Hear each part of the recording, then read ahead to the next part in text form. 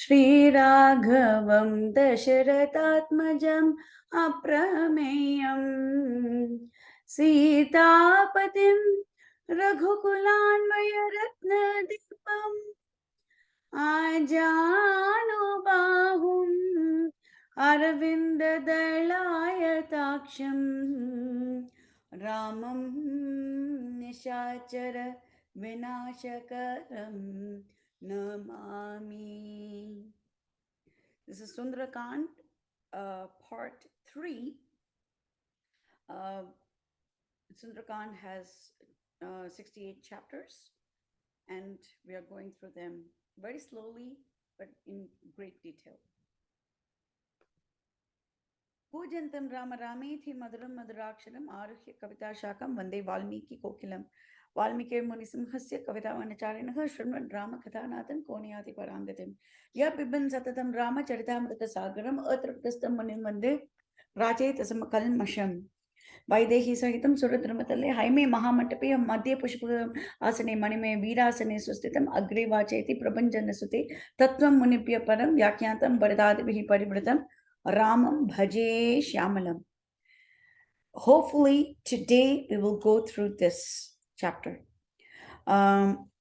wherein we understand that that we should always have immense gratitude for every opportunity to recite Valmiki Ramayana and to listen to Valmiki Ramayana.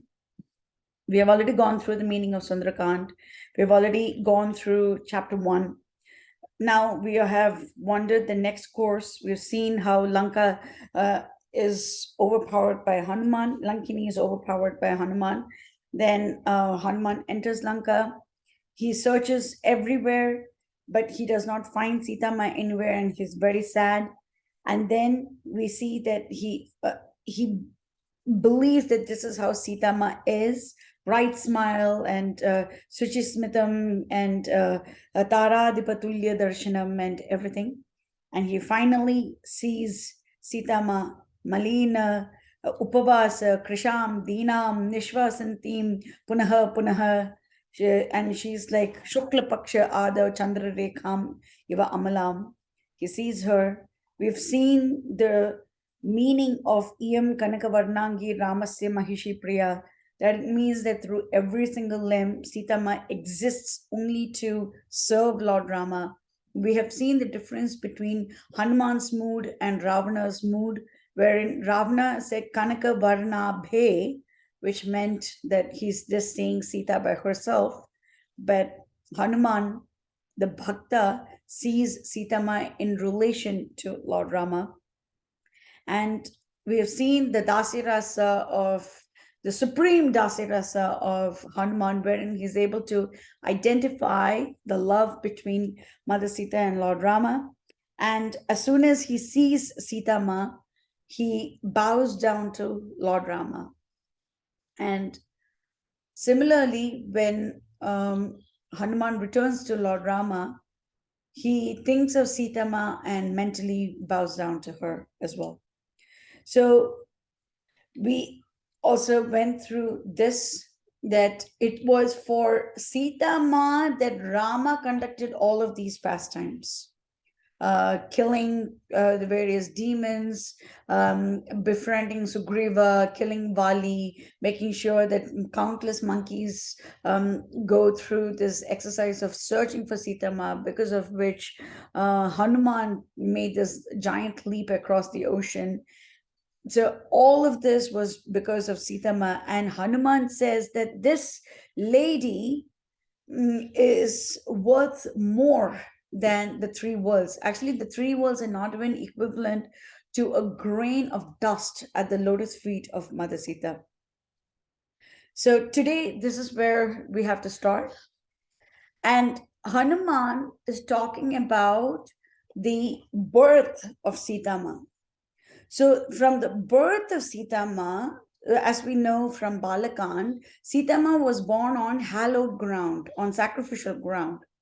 So everything as a sacrifice, Bhoktaram Yajna Tapasam Sarva Loka Maheshwaram Sukridam Sarva Bhutanam Gnatavam Shantam Rachati. Bhoktaram Yajna Tapasam. So for every yajna, the beneficiary is Lord Rama. And she is coming from the sacrificial ground. So Hanuman is saying that right since birth, she is meant only for Lord Rama. That is how she is. She is meant only for Lord Rama. And she stayed in the house of King Janaka, who is a great devotee of the Lord, who is a Mahajana. He's a great devotee of the Lord. And he says that she is the first daughter-in-law of she is the first daughter-in-law of King Dashrata, and she is the darling wife of Lord Rama. And now this particular Sita, who is the daughter of Janaka, the beloved daughter-in-law of Dashrata, and the most beloved wife of Lord Rama, that SitaMa is now in the grip of the Rakshasas. And Hanuman cannot believe it. Hanuman cannot believe that this is the plight that SitaMa has to endure. And he's thinking that SitaMa was brought up in the very lap of luxury. Janaka was also very opulent. Dashrata just lavished all affection upon his daughters-in-law, and she was brought up in the lap of luxury. She lived in the lap of luxury in Ayodhya. She left everything so that she could follow Rama in the forest. Why? Because, as Sitama herself has said, 100,000 years spent in the forest with Rama is worth more to her than one moment in heaven. It's better for her, So, and with Rama, life is heaven. Without Rama, life is hell. And this is what she means. This is what she says. And Hanuman is iterating that her love for Rama is known to him. He is able to understand. See, for any ordinary person, how do we recognize whether the other person is a Vaishnava or a Vaishnavi? Because of the clothes, right? You have the tilak, you wear the kantimala and all that stuff. And this is an indication, okay, so this person is a Vaishnava. This person is that. SitaMa is the very embodiment of service that anyone who has the knowledge of scriptures can just take one look at her and knows. So it's not just restricted to one tilak. It's not just restricted to one area of the neck where there is the kantimala going on. The entire body of SitaMa is meant for the service. That was the entire body was the identification.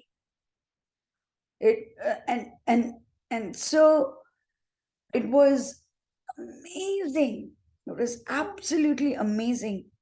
And Hanuman is saying she has never gone away from the path of dharma, and now Rama is going to be so happy that he'll be reunited with her.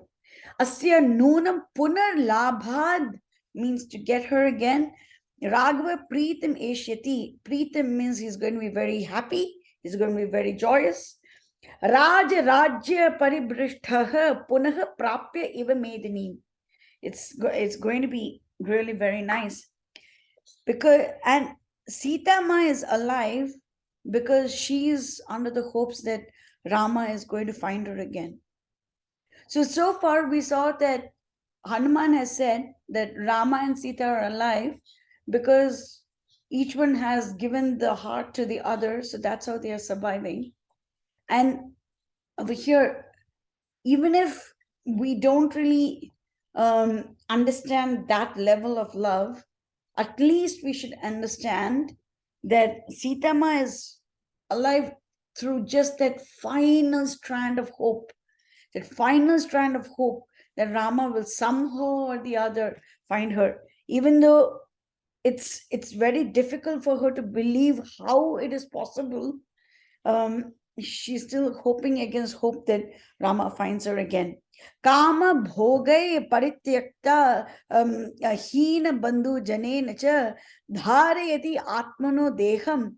So she's holding on to life in her body, that samagama kankshini, that she's hoping that she will meet Rama again, that Rama is going to find her again.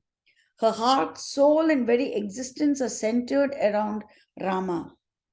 His image fills her heart, and there is no room for anything else. This is why she can tolerate the tormentors.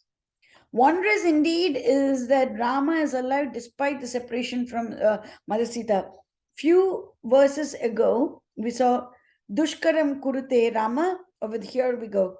Dushkaram Kurute Ramo Imam Matta Kashini Sitam Vina Mahabahu Muhurtam Api Jivati. Here he says once again, Dushkaram kurite Ramo hino yad anaya prabho dharayati atmano deham na dukkhena avasidati. He said dharayati atmano deham for SitaMa, and now he's saying, using that same word over here, dharayati atmano deham, and for Lord Rama as well. So Hanuman, the way he speaks is so perfect.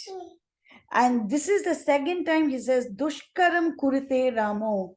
Rama is a doer of an impossible task because he is staying alive despite losing Mother Sita. But the words he is using, the translation could be the same, but the words, the Sanskrit terminology that he has used, dharayati atmano deham, is exactly what he has mentioned over here as well. That's why I just put it down over here. Look at how beautiful he is. Why is this very necessary? Because he's showing us that both Mother Sita and Lord Rama are suffering the pangs of separation from each other. Both of them are suffering those pangs, and that's why he's using the same terminology. He's using the same terminology to describe how both of them are suffering. Okay. Now, SitaMa is not all by herself in Ashok Vatika. Of course, she is the brightest of them all, but she's not the only one who is in Ashok Vatika. He sees hideous Rakshasis surrounding Mother Sita. They are ugly, deformed. They are intent on finding a way to eat and drink milk and eat and drink, meat and blood. And Hanuman is thinking, so far, SitaMa has seen nothing but the most beautiful of all people, and that is Lord Rama. She was constantly in his company. And now, instead of seeing the beauty of Lord Rama, she's seeing only hideousness of the Rakshasis. This is another level of torture that SitaMa had to undergo. And once again, he says that without Lord Rama, she was like a moon behind the clouds. A veena without strings. A veena is it's a guitar-like instrument. But but we cannot stand and use the guitar. We have to sit down and use the veena mostly. And this is the instrument of choice for Narad Muni as well. And Rohini in the group of malevolent planets, creeper without flowers, a lotus with mud. This is how Mother Sita's beauty is without Lord Rama. And yet, her splendor cannot be hidden. Her face is dull, but she is always contemplating on Rama's glories, on Rama's valor, on Rama's stories, on Rama's pastimes. And because of that, there is some renewed hope in her. Her eyes are asitakshanas, they are very dark, and she's full of tears. but still she's aware of the fact that the Rakshasis are guarding her. But Hanuman says, actually, the Rakshasis are not guarding her for Ravana. Her satitvam, her chastity is guarding her against Ravana. And she's looking like a small baby deer, and it's and she's swimming in an ocean of sorrow. And Hanuman sheds joy, tears of joy when he sees Mother Maithili. He sees tears of joy. Once again, we see the difference between his emotions when he saw Mandodari and when he sees Mother Sita. When he saw Mother Mandodari, Asfoteya Masam, Chuchumba Pucham, Nananda Chikrida, Jagao Jagama, and he shows his Prakritim Kapinam. But over here, his eyes are full of tears of joy.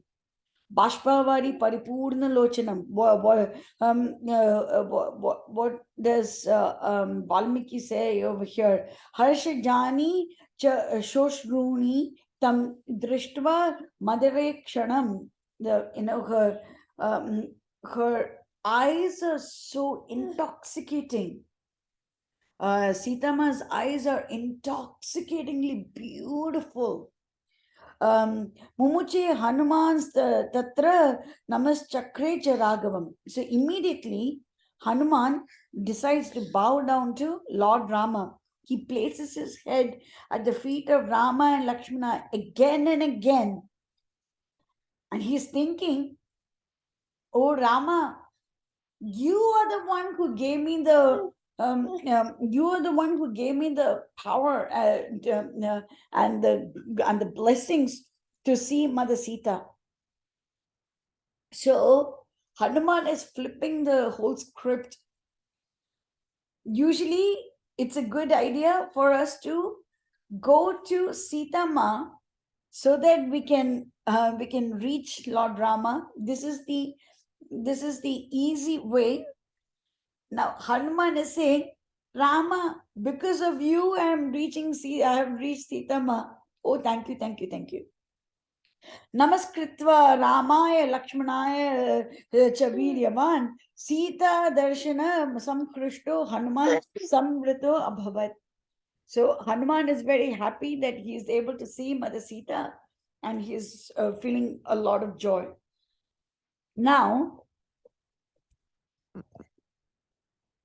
it is now morning. So, by the way, I think I forgot to put it in here.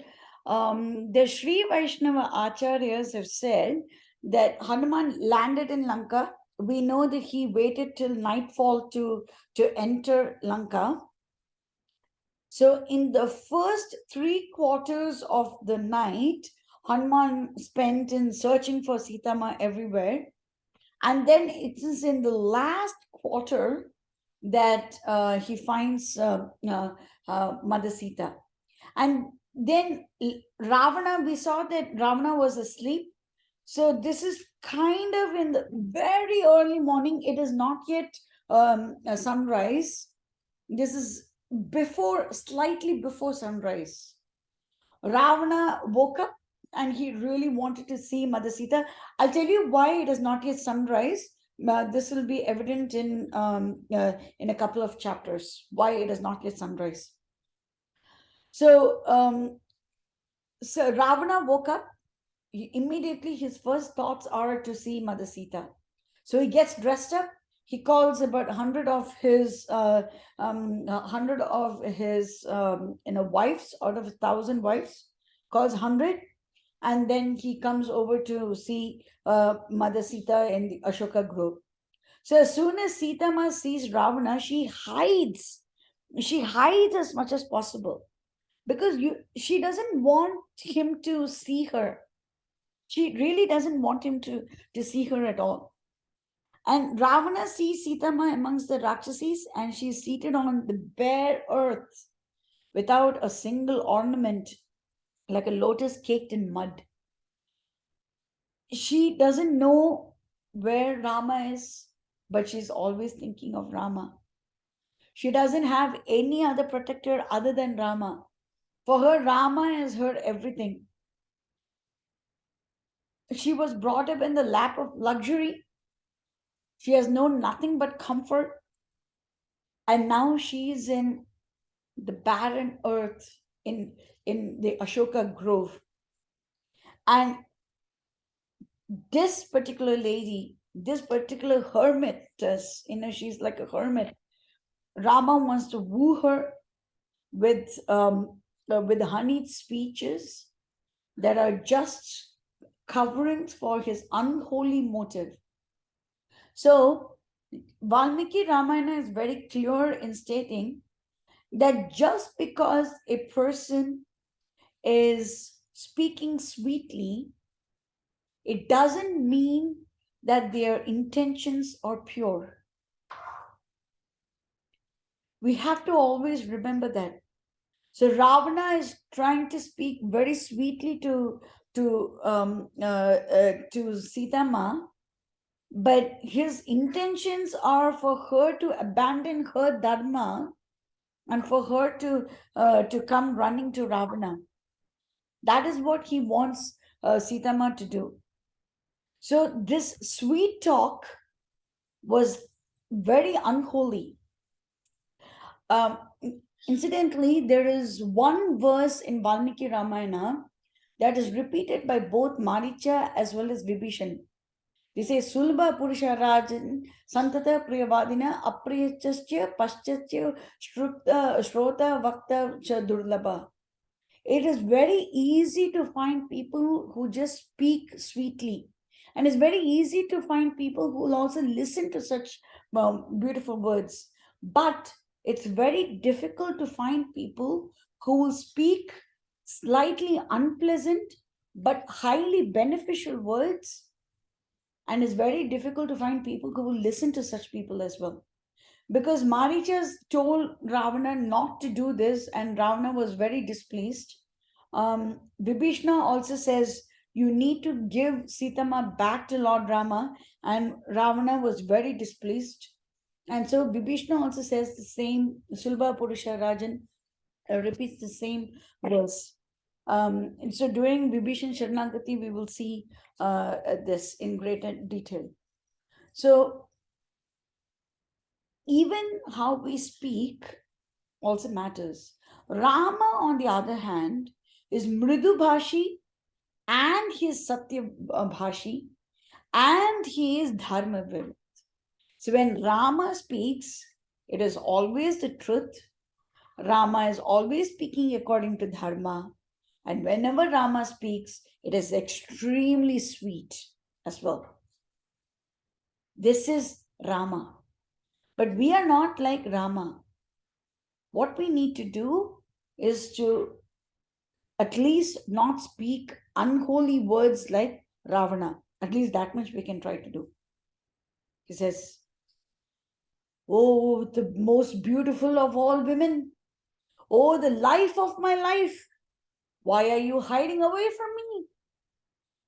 Your eyes are so beautiful. Each and every limb is so beautiful. But you are so attractive to every single person. Can you please look at me? But take pity on me, or else I'm going to die. See, you don't understand that our dharmas are different.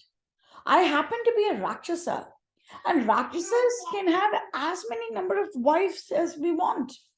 Well, we can kidnap as many number of women, and we can do that. So it's absolutely all right. But I'm so very much in love with you that I won't touch you without your permission. Actually, it is not love. We will know that in a little while. It is not love, it is fear of his own life, because he was cursed by Nal Kubera that his head would split up into 7. He was cursed by Lord Brahma that his head would split into 1,000 pieces as well. If he were to lay his hand on a woman without her permission, he is going to do that. But over here, he is not willing to say that he was cursed. He's just saying that he's so very much in love with SitaMa that he is never going to do anything to defile her or anything of that sort, because he's so very much in love with her. So this is all just false, specious words. Mithya vachanam. This is just false words. And that's all that Ravana has, false words. And then he says, you are just having an ekaveni, just one braid of hair, and you're sleeping on this hard earth, just one garment. You don't even have any ornaments. If you come running to my arms, I will give you everything that you want. And he's saying that Brahma decided to give all beauty to just one person, because he could not have fashioned someone who was more beautiful than you. And how is it possible for someone to just see you and not lose their heart? Come and be my queen. Whatever you need, I'm going to be there to provide it. Do you want, do you want your father to find, higher favor? I'm happy to provide all of that. This Rama, he's just roaming around in the forest. He's not going to come over here. Nobody is going to come over here. The splendor is clouded, but still my heart is turning towards you. If you come and be my wife, the best of all the women will serve you. All the wealth of Kubera is in my hands, and I will give everything to you. If you dare shun me, then you will lose everything. So, just come to me. That's it. So imagine that Ravana is talking like this to the goddess of wealth. He's boasting of his wealth to the goddess of wealth. It's so ironic that he's doing that. Now, SitaMa, SitaMa is the epitome of wifely virtues.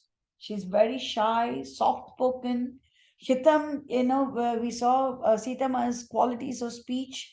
All of that was there. But to Ravana, she is she is very stern in her adherence to dharma.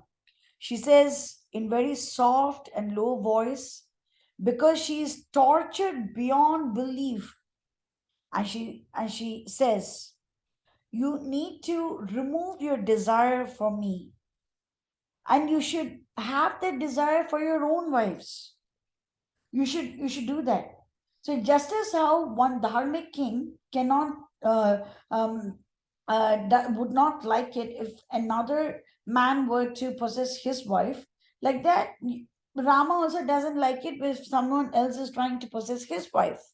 And therefore, you should also understand that I cannot follow adharma. I will follow only dharma. Rama is my master, he is my beloved husband, and I am his wife. I will never belong to you. Just let me go. But you have plenty of wives. They love you. They really want to be with you. They want to carry out your wishes. Just live happily with them. You go ahead and live with them. But you give me back to my husband. You give him back to me. And she asks, isn't there anybody who's willing to advise you? Isn't there anybody willing to take care of your well-being? Because if someone were to do that, then they would have never recommended that you commit this heinous crime. Because, because this heinous crime will definitely condemn you. And because of this, the entire Rakshasa army is going to be annihilated. And she says, I cannot be tempted by wealth. I'm Rama's consort, and I'm as inseparable from him as as sunshine is from sun. Shakya lobhayitum nama eshwaryena dhanena va ananya. So dhanena va. So like I cannot be corrupted by wealth. Ananya Ananya Raghavenaham Bhaskarena Prabhayatha. I am as inseparable. Ananya means inseparable. Raghavena means from Rama. Aham means me. Bhaskarena means from the sun. Prabha means sunshine. Yatha, similarly. So, just as how sunshine cannot be separated from the sun, SitaMa cannot be separated from Lord Rama. And she says, I have already chosen Rama's shoulders to be my pillow. How can someone else's shoulders be my pillow? Upadhaya bhujam tasya lokanathasya satkritam katham namopadhasyami bhujamanasya kasyachit. Bhujam means like the hands, the shoulders. I've already used Rama's shoulders as my pillows.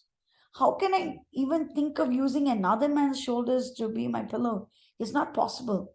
So please take me to Rama and ask his forgiveness. Take his shelter. Because Rama will never refuse. So SitaMa, right now itself, she has said,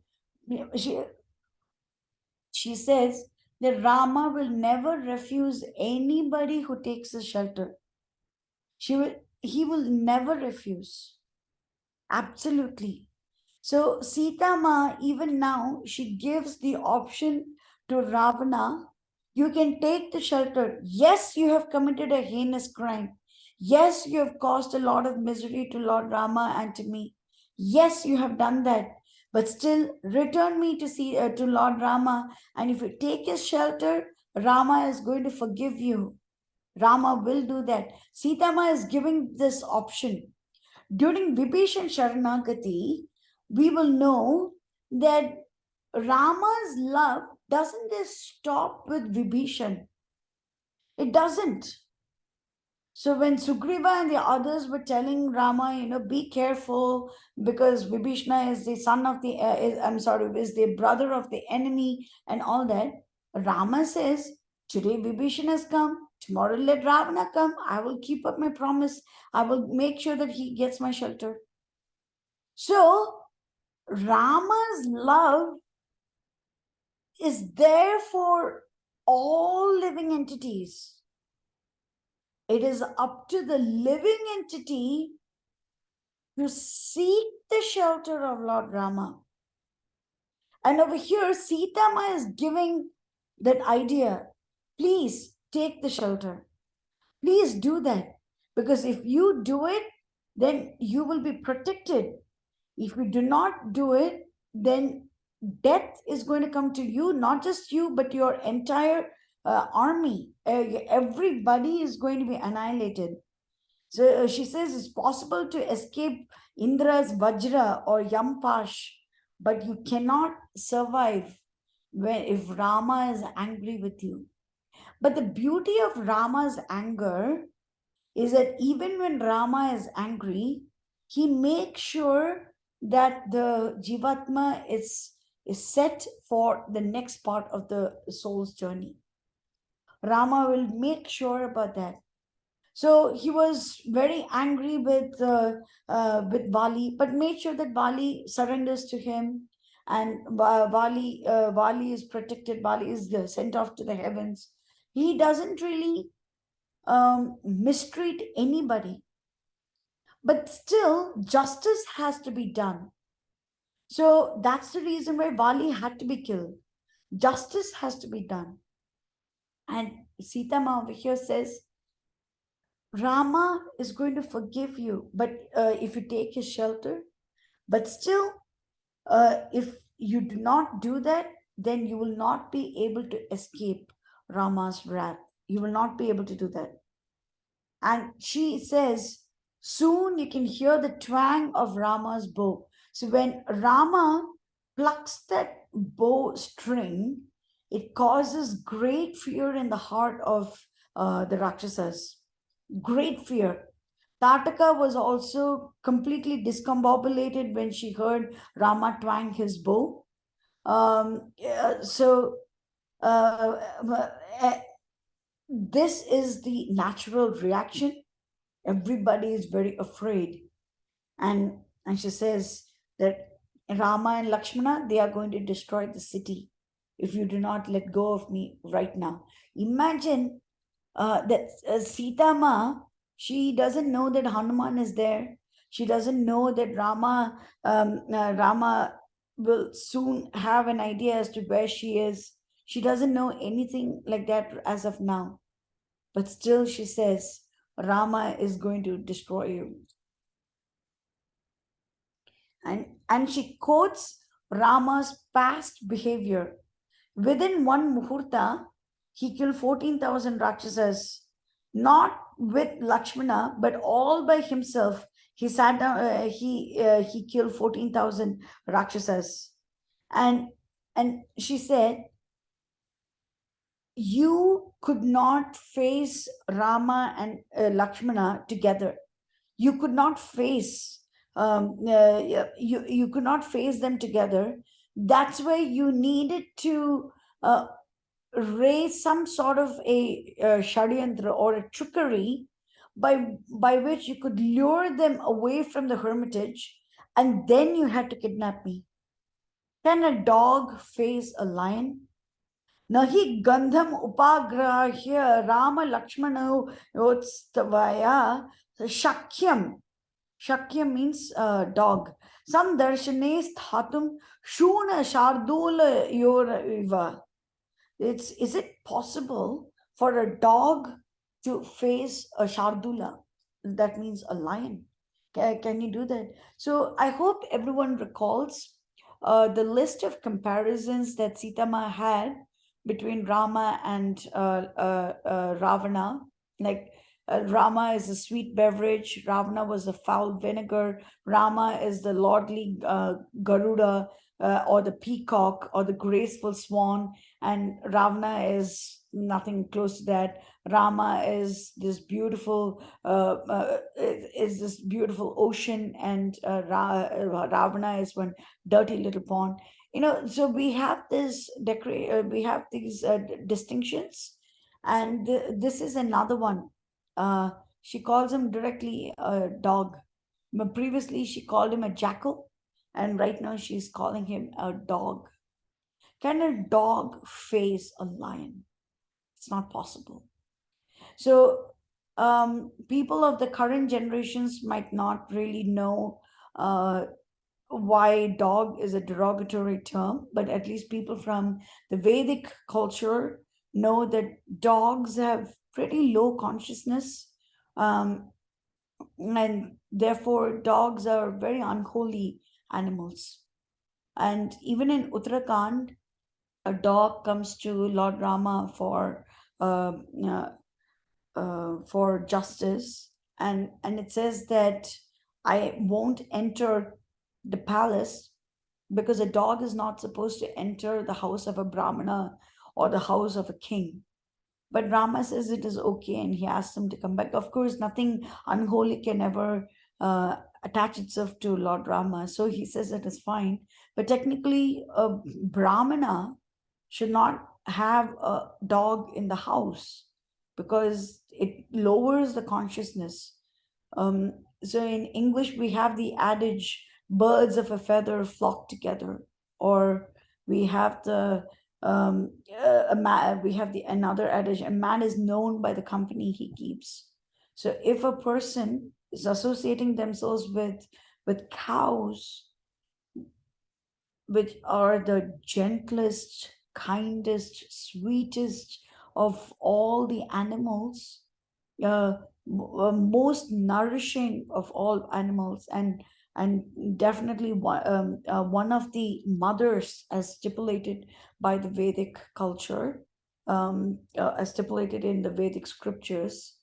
um, the uh, the consciousness is very high, but as opposed to that, a association with a dog will lower the consciousness.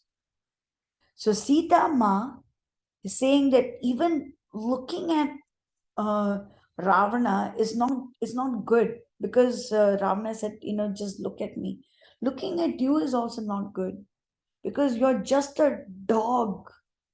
You're just a dog, and you could not even face Rama and Lakshmana. You could not do it. Um, in pr- in Uttarakhand, we know that Ravana killed the family of the Gandharvas and Nagas and Yakshas and other Rakshasas and all that, and he kidnapped the women. Uh, but at least he faced the protectors, and they were annihilated. Nothing like that took place over here. Because had Ravana challenged Lord Rama right then and there, Rama would have easily killed Ravana and Sita Haran would not have taken place at all. But SitaMa is saying that you could not face them. That's why you had to send them away. You waited for them to leave the cottage and then you kidnapped me. And you cannot even raise your eyes. And then she says, "You take shelter of Kubera, who is your older brother, or Lord Ravana, who is Kubera's very close friend, or Varun, who usually deals with a lot of weapons as well."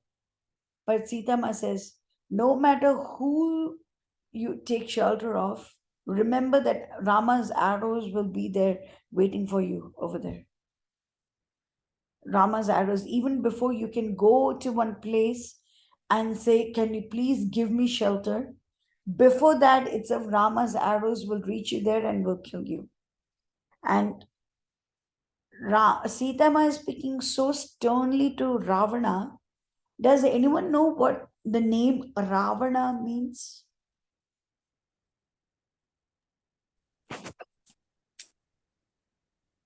He makes others cry.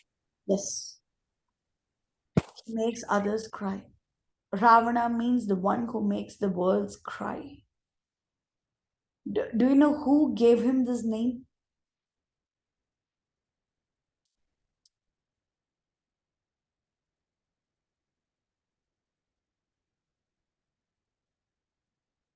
It is actually Lord Shiva. Lord Shiva gave him this name. This is mentioned in Uttarakhand. And because when he was born, he had 10 heads. So his name, or obviously, if you have 10 heads, you'll have 10 necks too. So his name is Dashagriv. Grieve means neck, Dasha means 10. So he was known as also Dashanan. But during the world's conquest, he would go in, he goes to Kailasa. And at that time, Lord Shiva, I mean, some pastimes take place over there. At that time, Lord Shiva says that his name is Ravana, the one who makes the world cry. So imagine that a bhakta has very clearly specified. Let's not forget, Lord Shiva is Vaishnavanam Yatha Shambho. He's a Lord's bhakta. So bhakta had specified Rama means the reservoir of all happiness. He knows that. And Ravana means the one who makes the world cry, who causes the world great deal of sorrow. Rama is happiness, Ravana is sorrow. And despite knowing this, people of today's world, the Manda Sumanda Bhagya Manda Matayo, this is what Srimad Bhagavatam has said, that the world of Kali Yuga, in this world of Kali Yuga, people are Manda Sumanda Bhagyo Mandya. Everything is Mandam, everything is dull, everything is so bad. And in this particular world, people are eager to find fault with Lord Rama, who has zero faults, and they are eager to praise Ravana, who is nothing but faulty. This is the effect of Kali Yuga. So this is why we should regularly have programs like this, wherein Valmiki Ramayana glories are spread out, and we understand who Rama truly is, who Ravana truly is. Ravana was a rapist. Ravana kidnapped women. Ravana had no regard for the lives of any of his family members. He did not pay heed to any good advice. He refused to listen to anyone, and he kicked out his own brother. He kicked out his own brother who was giving him good advice and asking him to follow the path of dharma. And he made SitaMa cry. How can he be a good person? How can he be a good person? So Ravana says, women, this is the nature, when they know that a man loves them, they will just try to get them away. But because of his love for Sita, he's keeping his anger contained. Or else, if someone else had uttered this word, he would have killed him instantly. And he says, I'm giving you a gentle reminder. I initially given you 12 months, and now 10 months are over. 2 more months are remaining. Exactly 2 more months are remaining. If you don't do that within 2 more months, if you don't come running to me within 2 months, then my chefs are going to cut you to bits and they will cook you for my breakfast. Imagine how SitaMa would have felt at this time. Imagine this torture. And then the ladies of Ravana, they recall how they were torn away from their homes, and then they give looks of pity towards SitaMa, and SitaMa takes courage, and she says, "I am the daughter-in-law of Dasharatha. I am the daughter of King Janaka, and I am Rama's beloved wife. I have the power to curse you, Ravana, and reduce you to ashes. However, I don't have Rama's permission to use the powers of my chastity to curse you." So people have said, oh, if SitaMa was so powerful, why didn't she escape herself? Because SitaMa has given everything to Lord Rama. She hasn't held anything back for herself. She's given everything to Lord Rama, which means that even the decision to use the powers of her chastity to protect herself by turning to ash Ravana was also not in her own will. It's not possible for us to understand this because we are of the mentality that we should be independent of the Lord. That's the reason why we came down to this material universe. So we were craving for independence. The Lord said, okay, fine, I'll give you some limited independence, and then you try to enjoy it and then come back to me. One day or the other, you please come back to me. This was the Lord's wish, and that's why he said, okay, fine, go off to the material universe.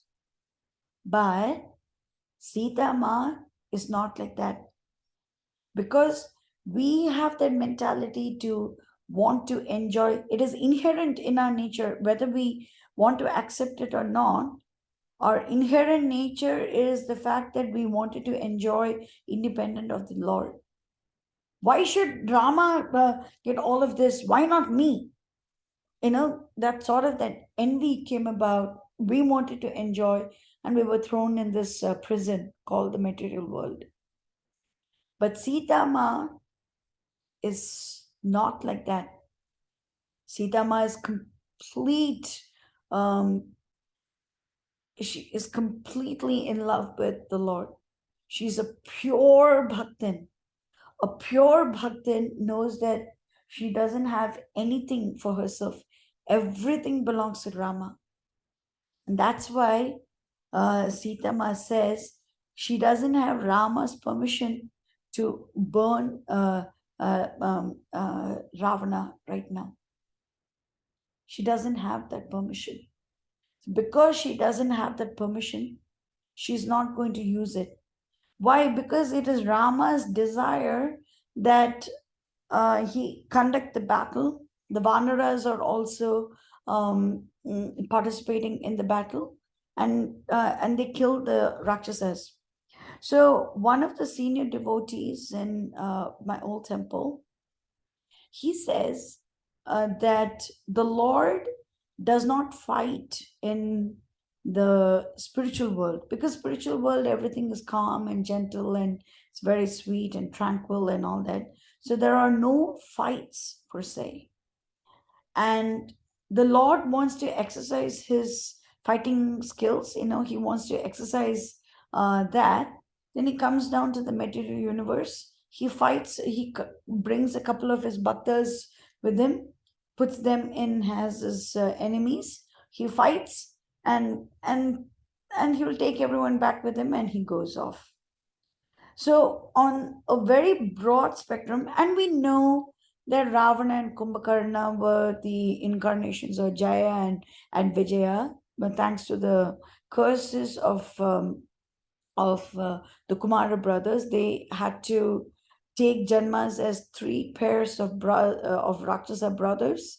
So we had Hiranyakashipu, Hiranyaksha, and we have Ravana and Kumbhakarna, and next in Lord Krishna's pastimes, they come in as Shishupala and Dantavakra. Both of them are killed by Lord Krishna, and after that, their curses are over, and then they return to Vaikuntha Loka as Jai and Vijay. So it's done.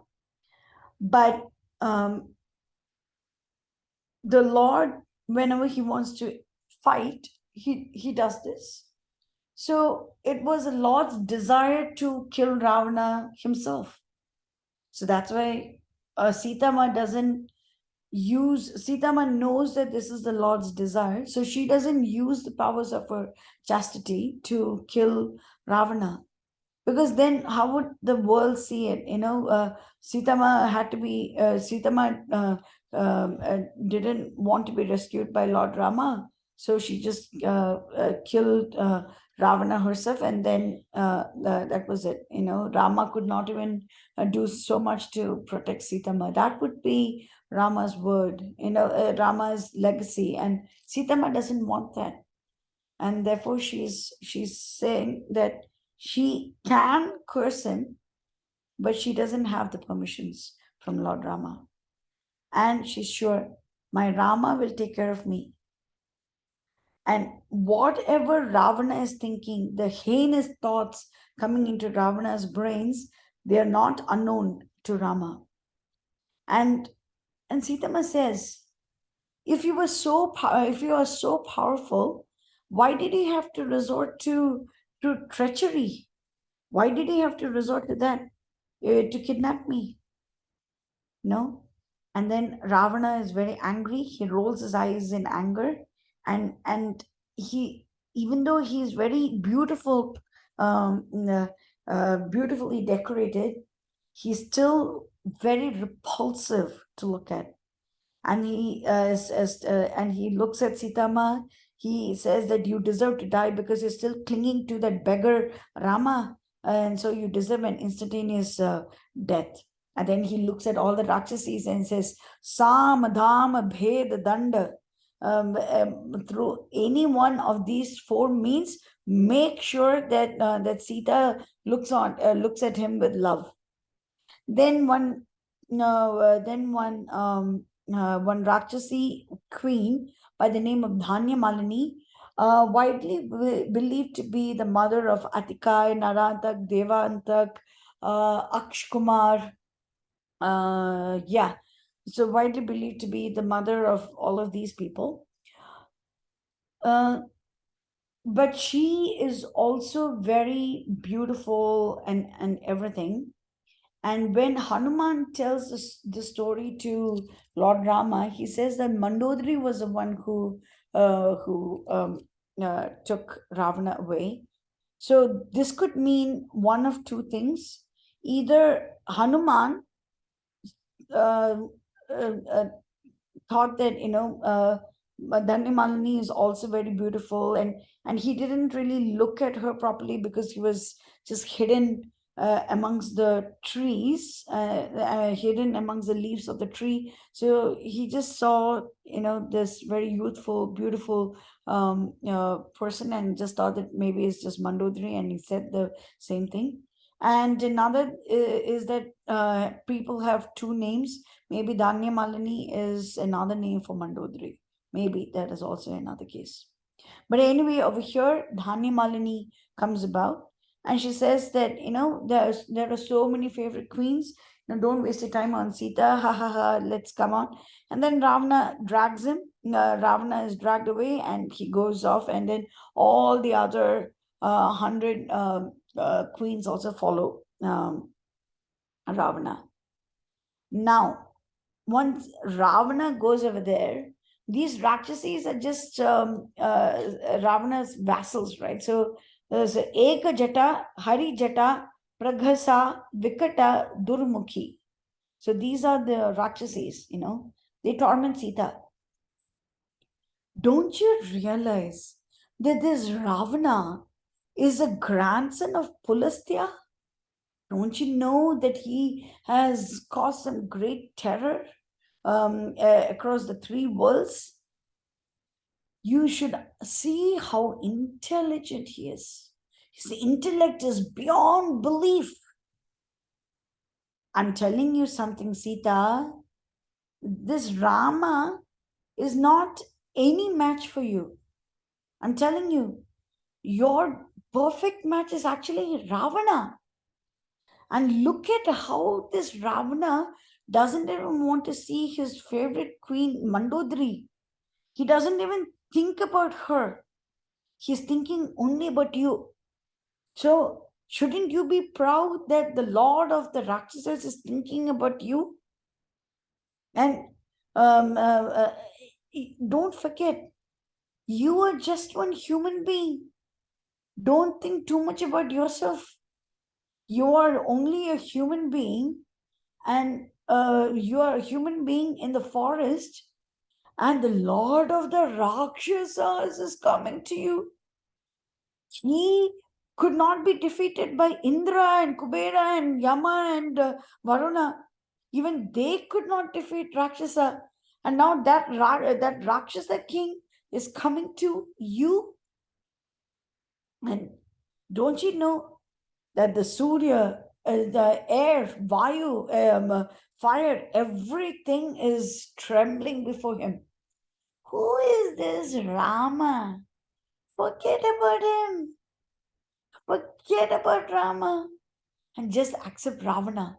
But if you don't do that, we look at you, we'll chop you up, we'll kill you instantly. SitaMa is crying and she's telling, why would a human woman want to be the wife of a Rakshasa? We are not even in the same species. Why would I want to be the wife of a Rakshasa? If you want, you can kill me, you can torture me, you can injure me, you can cut me up to bits and pieces, but my soul is untouchable. You can do whatever you want. And it says, Dhinova Rajya Hinova Yo me Bharta So me Guru Tam Nityam Anukartsyami Yatha Suryam Suvarchala. I will always follow. Anu means to follow. I will follow my beloved Rama. Yata Suryam Suvarchala. Just as how Suvarchala follows Surya. Dino va. Okay, Dino means very poor. So SitaMa says, whether he is poor, Rajya Hinova, whether he is without a kingdom, because that is the argument. Rama doesn't even have a kingdom. He is now living in the forest. He's a pure beggar. How does he compare to Ravana? Ravana is the lord of countless Rakshasas, so opulent, So you should just forget about this Rama and go to Ravana. So SitaMa says, Dinova Rajya Hinova Yome Bharta Some Guru.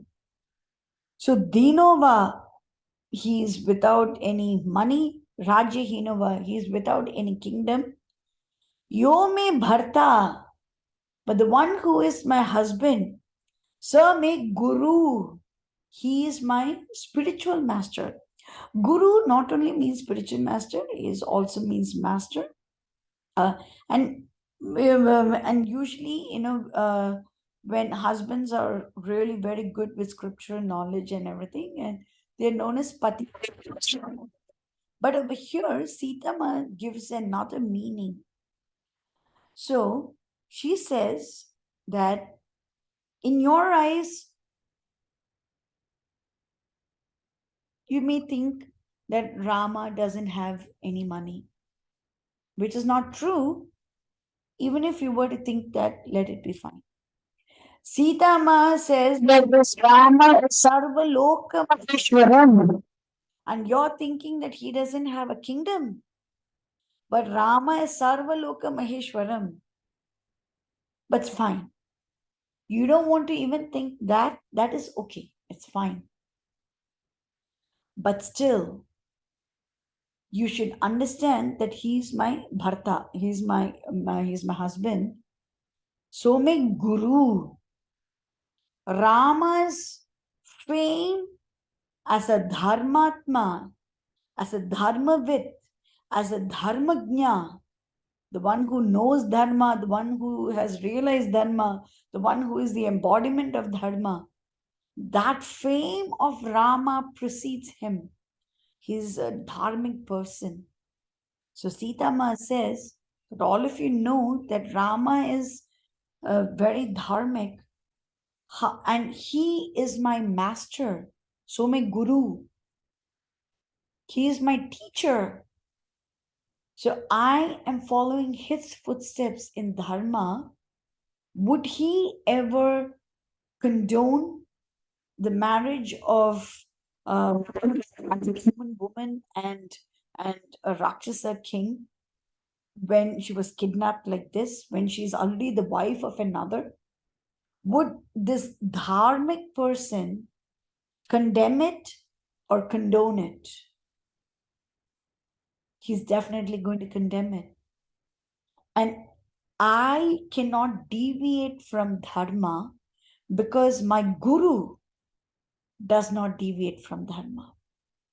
So SitaMa over here also, she shows that she is following the ideals set by Lord Rama. She's following the ideals set by Lord Rama. See, Rama's standard is very high. To be his bhakta is also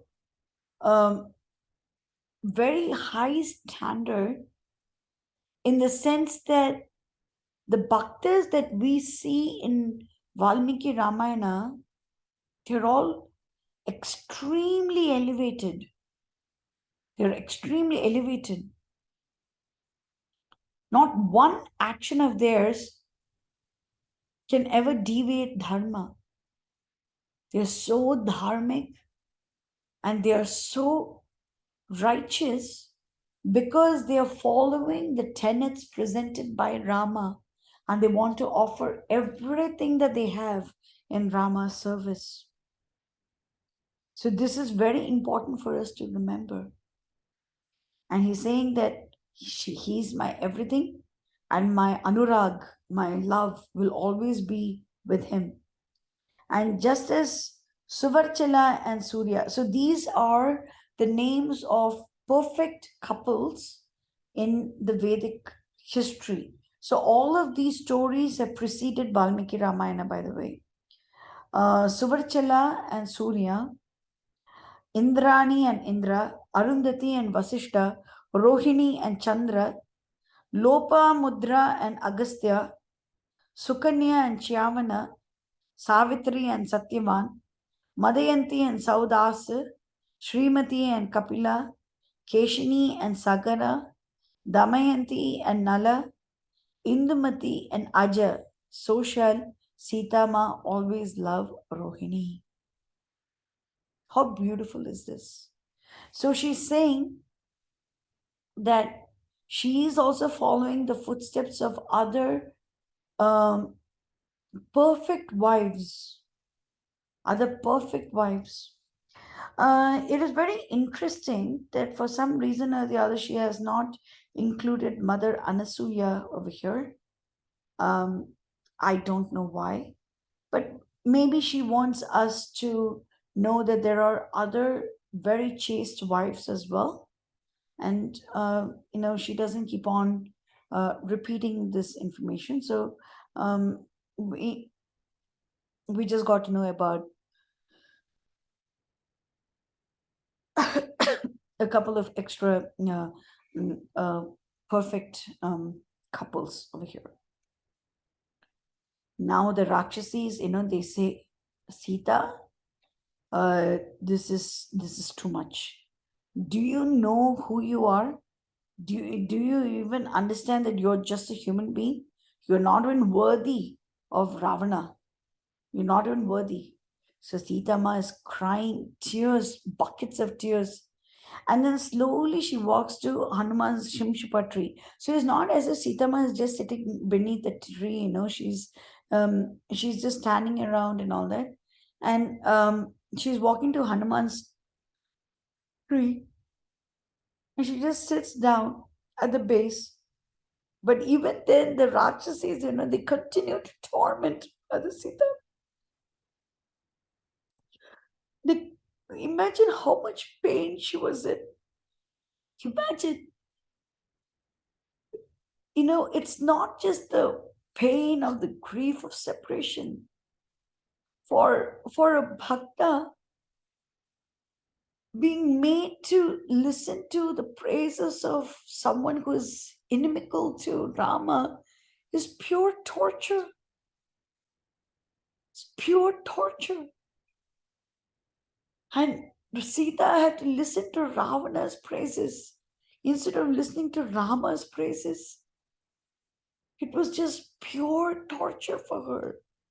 But even then, even after moving away,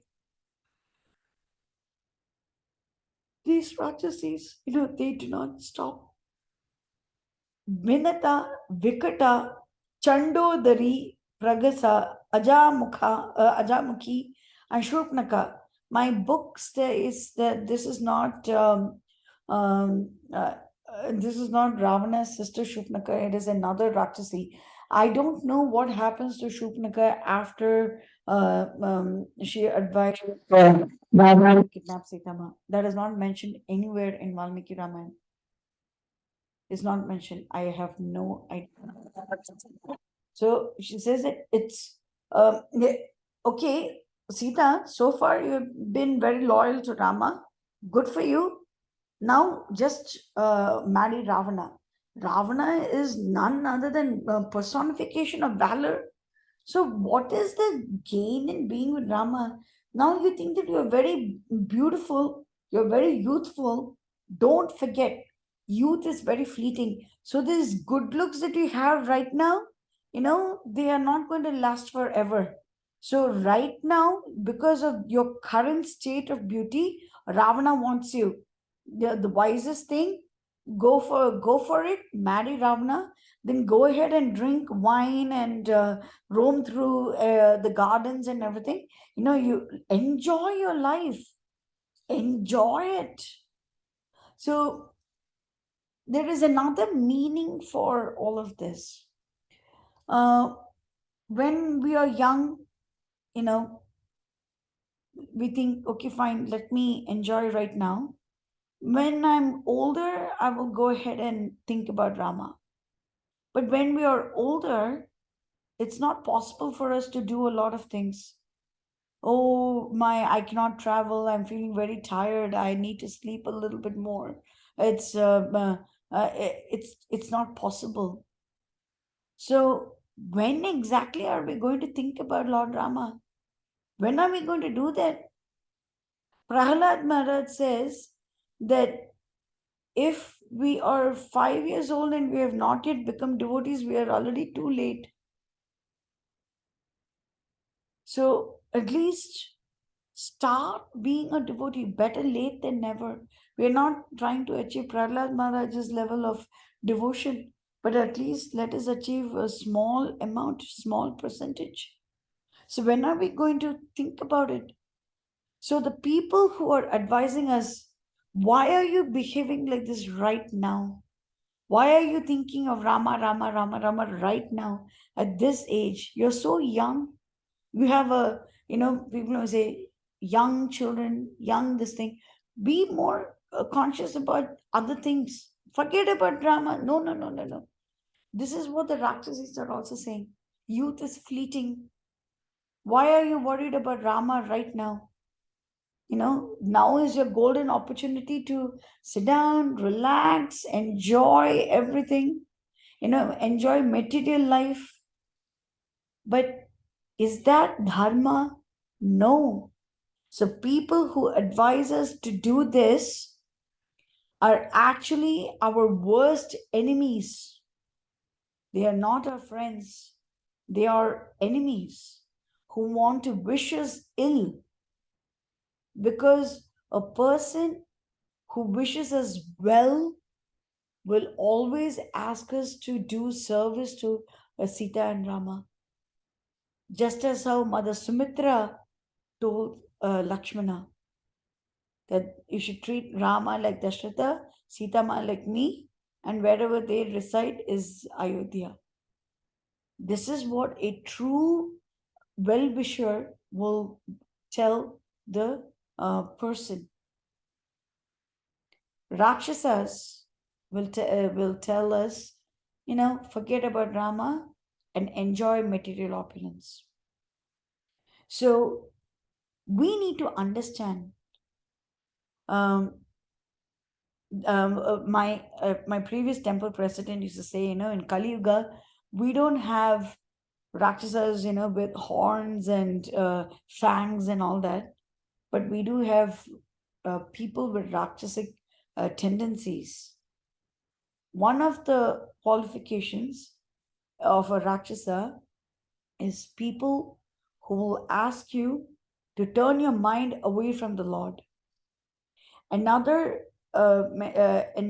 qualification is a person who is not willing to be rectified by a devotee of the Lord. So the first condition holds true right now. Anybody who says don't waste your time on the Lord is your worst enemy. But anybody who says think about Rama, think about Sita, think about their bhaktas, think about how you can serve them, they are your best friend. And therefore we need to decide what we need to listen to. Who do we listen to? Then the Rakshasi said, okay, maybe Sita, this golden body of yours, we will just, ring it, and we'll make it all black and blue. Dastastu Prakasa Nama Rakshasi Vakim Abravit. So this is spoken by one Rakshasi by the name of Prakasa. She says, Kantham Asya. Kantham means neck. Kantham Asya Nirishramsaya Pidayama Kimasyate. Pidayama. So maybe we'll just twist that neck. And that would be very nice to do. And then they're all saying, let us all tell Ravana that she died out of grief. And then if we say that means, then you say, okay, fine, you go ahead and eat her. So they wanted to eat SitaMa. And then let us kill her right now, and let us all chop her up to bits, and we can all eat equally. And then we will dance and drink wine and dance around the Nikumbala tree. And nirtham otha nikumbilam sura Sura means wine. Chaniyatam kshipram. Kshipram means immediately. Right now, it's a let's do this. Sarva shoka vinashini. The one who destroys all shokas. Manusham mam samasvadya nirtim otha nikumbilam. See, I just need to eat her immediately. So let's do that, and then we can drink wine, and we'll all dance. So SitaMa has to listen to such things, such things. Rama and Lakshmana, have they killed people? Obviously, yes. But have they ever killed people unnecessarily? Never. Never. And now she has to listen to adharmic ways of killing people as well. There is a dharmic way of killing someone, and there is an adharmic way. Dharmic way is whatever the Lord chooses. Adharmic way is what the Rakshasis are saying. So now, whatever the Lord chooses does not mean that we should imagine that this is what the Lord has asked us to do. That is adharmic. That is definitely adharmic. We cannot even say that another person said that, Lord spoke to me and he asked me to kill someone. That is all adharmic. When the Lord comes as an incarnation and he decides to kill either personally, as how Lord Rama did, or through his bhakta, as how Lord Krishna did, those are dharmic. Now SitaMa weeps. She says that a human being cannot be the wife of a Rakshasa. I will not stop you from killing me, but you cannot make me bend to your views. Na manushi rakshasasya bharya bhavitum arhati. It's not possible for a human woman to be the wife of a Rakshasa. Kamam khadata mam sarva na karishyami vo vachaha. But I will not bend my heart to your desires. I will not do that. And she's too sad. She grasps the branch of a tree. She's thinking, will I ever see Rama again? And tears drench her. And she's shaking. She's trembling. And then she says, Oh Rama, oh Lakshmana, oh Kausalya, oh Sumitra, how am I alive despite being away from my Rama? And certainly death wishes it, because if if if it did so, then I would be dead right now. And will this eyes ever see Rama again? Will only the people of great merit will get to see his eyes and his walk, bask in the light of his presence, who always has a sweet smile and and kind word for everyone. Tam Padmadala Patraksham Simha Vikranta Gaminam Danyaha Pashyanti Me Natham Kritagnyam Priyavadinam. The one who is always speaking well, Priyavadinam. Kamaladala Patraksham means the one who has the eyes like the petals of a lotus, a beautiful eyes. Simha Vikranta Gaminam. That means the one who walks like a lion. Dhanyah means they are of great merit, they are blessed. Pashyanti means to see. Me Natham means my Lord, that is Lord Rama. Kritagnyam Priyavadinam, who is always beautiful, who is always speaking kind words to everyone. But I am very unfortunate that despite being his wife, I do not get to see him. Maybe I should just die because I'm torn from Rama. And SitaMa laments like this, and she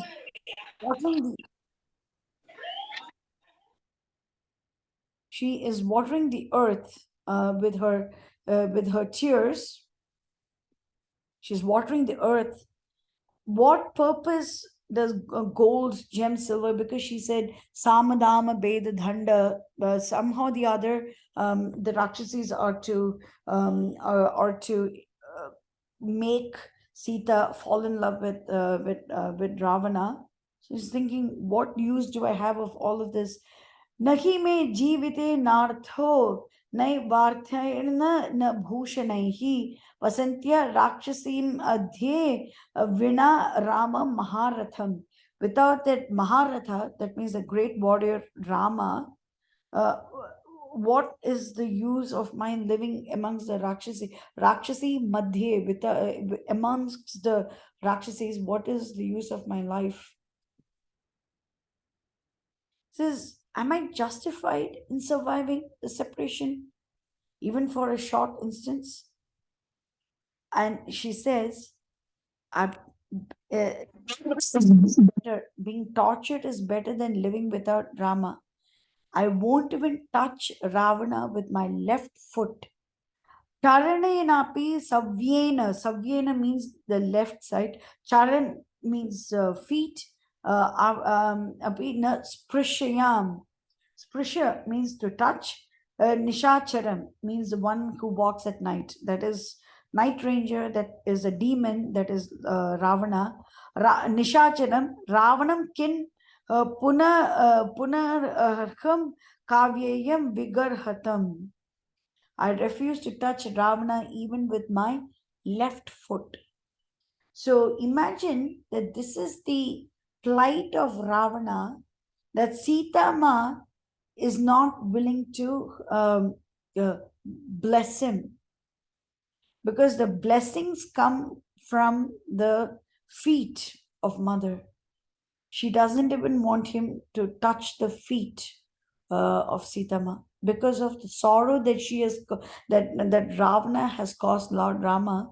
She doesn't want that. See, a bhakta will tolerate anything against themselves, but cannot tolerate any offense committed towards the Lord. The Lord will tolerate any offense committed to him, but he cannot tolerate a single offense committed against a Vaishnava. So we should be very careful not to offend either the Lord or his bhaktas, because either one is devastating. So people who say, Rama made a mistake, blah blah blah blah blah blah blah. So they are causing aparad, they are doing aparad towards Lord Rama. But Rama is like, it's fine, I don't care. It's okay. But for bhaktas like Hanuman, Lakshmana, and SitaMa, is going to be intolerable, because they'll say, what? Don't you know that Rama is Anagha? Don't you know that Rama is perfect? And we will see there is a very beautiful chapter in Yuddhakand. It is a 59th chapter of Yuddhakand, and it has multiple lessons. That's why I call it one of the pivotal chapters of Yuddhakand. It has multiple lessons, and we can use this throughout Valmiki Ramayana. So, for example, the fourth chapter of Balakand is one pivotal chapter. The third chapter of Kishkindakand, where Hanuman meets Lord Rama, this is a pivotal chapter. Understanding the mood of Dashratha is a very pivotal chapter, because uh, that mood lasted. We had to understand that mood throughout Ayodhya Kand, definitely, and we will also look at it back in the end of Yuddha Kand. So all of these are very pivotal chapters. But in 59th chapter of Yuddha Kand, there are many lessons, as I mentioned, but we have one prime example of how Hanuman behaves when Ravana misbehaves towards him, and how he behaves when Ravana misbehaves towards Lakshmana. Huge difference. It's the same Hanuman, but huge difference. So bhaktas, they don't care. Okay, you want to offend me, I don't really care. But Rama doesn't like it. So same way, Rama, if when Hanuman bears lots of arrows or something like that, he gets very angry. But then when arrows are showering upon him, nah, he doesn't really mind at all. So both offenses should not really take place. We should not offend the Lord. We should not offend the bhaktas, because both of them are devastating. We shouldn't commit this level of aprad at all. And now, because Ravana has caused great grief to Lord Rama, SitaMa is saying, I won't even touch him with my left foot. I won't even do that. And does he not know what noble race I belong to? That all the Rakshasis chop me up, cut me, burn me. I will not waste a glance at Ravana. Chinna, bhinna, vibhakta, deepta, agnyo, pradipita. That means chinna, bhinna means cut me. Vibhakta means just chop me up. And deepta, agni, pradipita, that means put me in like burning fire, or burn me. Ravanam no patistheyam kim pralapena vaschairam. I will not waste a glance at Ravana. So she doesn't care what happens to her, as long as she can protect her dharma. And then my Rama is virtuous and he seeks the highest good of others. Even his foes admit these qualities. Rama is so sweet, so loving, so caring, so gentle, so valorous that even his enemies admit that Rama is like this. Then why would he put me away? I must not have laid enough merit to deserve consideration. That's why he's not coming to save me right now. So even then, SitaMa doesn't blame Rama. She thinks, I am not worthy. That's the reason why Rama is not coming here. Oh my God. Can anyone be as humble as SitaMa? Can anyone be as humble as her? And once again, she's talking about the greatness of Lord Rama. She's saying that 14,000 Raksasas he could kill within a muhurta. He can easily kill Ravana. Nobody can tolerate Rama's arrows. Just as how uh, uh, we cannot approach Lord Rama's arrows, but still this Rakshasa has touched me, laid his violent hands upon Rama's wife. Maybe Rama does not even know where I am. Jatayu must have passed away. Now, who is going to let Rama know where I am? If only Rama knew, he is not going to waste any time. But who would have told Rama that I was kidnapped by Ravana? Who would have told him? But once Rama comes here, every house will cry. So this is SitaMa's prediction. Every house will cry. Vultures will gorge on countless corpses. Lanka will be home to wailing Rakshasis. There is a huge chapter in Yuddhakand wherein all the Rakshasis sit down and lament because they have lost their husbands, their sons, their brothers. They've lost everyone to war. They have nobody. So the Rakshasas will sit down and lament. SitaMa, see, the SitaMa is saying all of these things out of grief of separation from Rama. These words will come true. These words will definitely come true. And this is what we should be very careful of. People will do, aaj to main Lakshmi Puja karne wali hu. That means that I'm going to do Lakshmi Puja today. Okay, but are you doing only Lakshmi Puja, or are you praising Mother Lakshmi's relationship with Lord Narayana and you're bringing Lakshmi to the lotus feet of Lord Narayana, which is what she wants. What are you trying to achieve here? No, no, no. We just want to praise Lakshmi so that we can get a lot more cash. This is what is going to happen. Tears. Tears. Every house will cry. When we worship only Lakshmi, don't care about Narayana.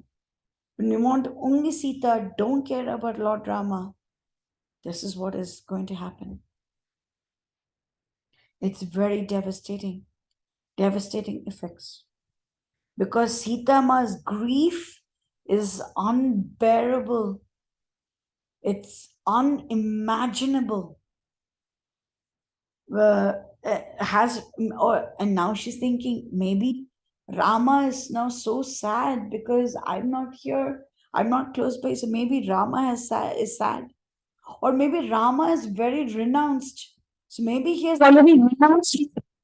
Or maybe he has forgotten. Or maybe Rama and Lakshmana have decided I am not worth it. I have no good qualities. Yeah, I'm not worth it. So forget about Rama and Lakshmana. Even I want to die, and I'm cannot not even able to die, because death is also is forsaken me. So she says, Rama, when am I going to see you again? Rama, when am I going to see you again? Now all the Rakshasis are saying, oh, right now we're talking about Ravana's greatness, and you want to talk about Rama's greatness. They threaten to kill her immediately. Then Trijata wakes up. So this is how we know that it is in the wee hours of dawn.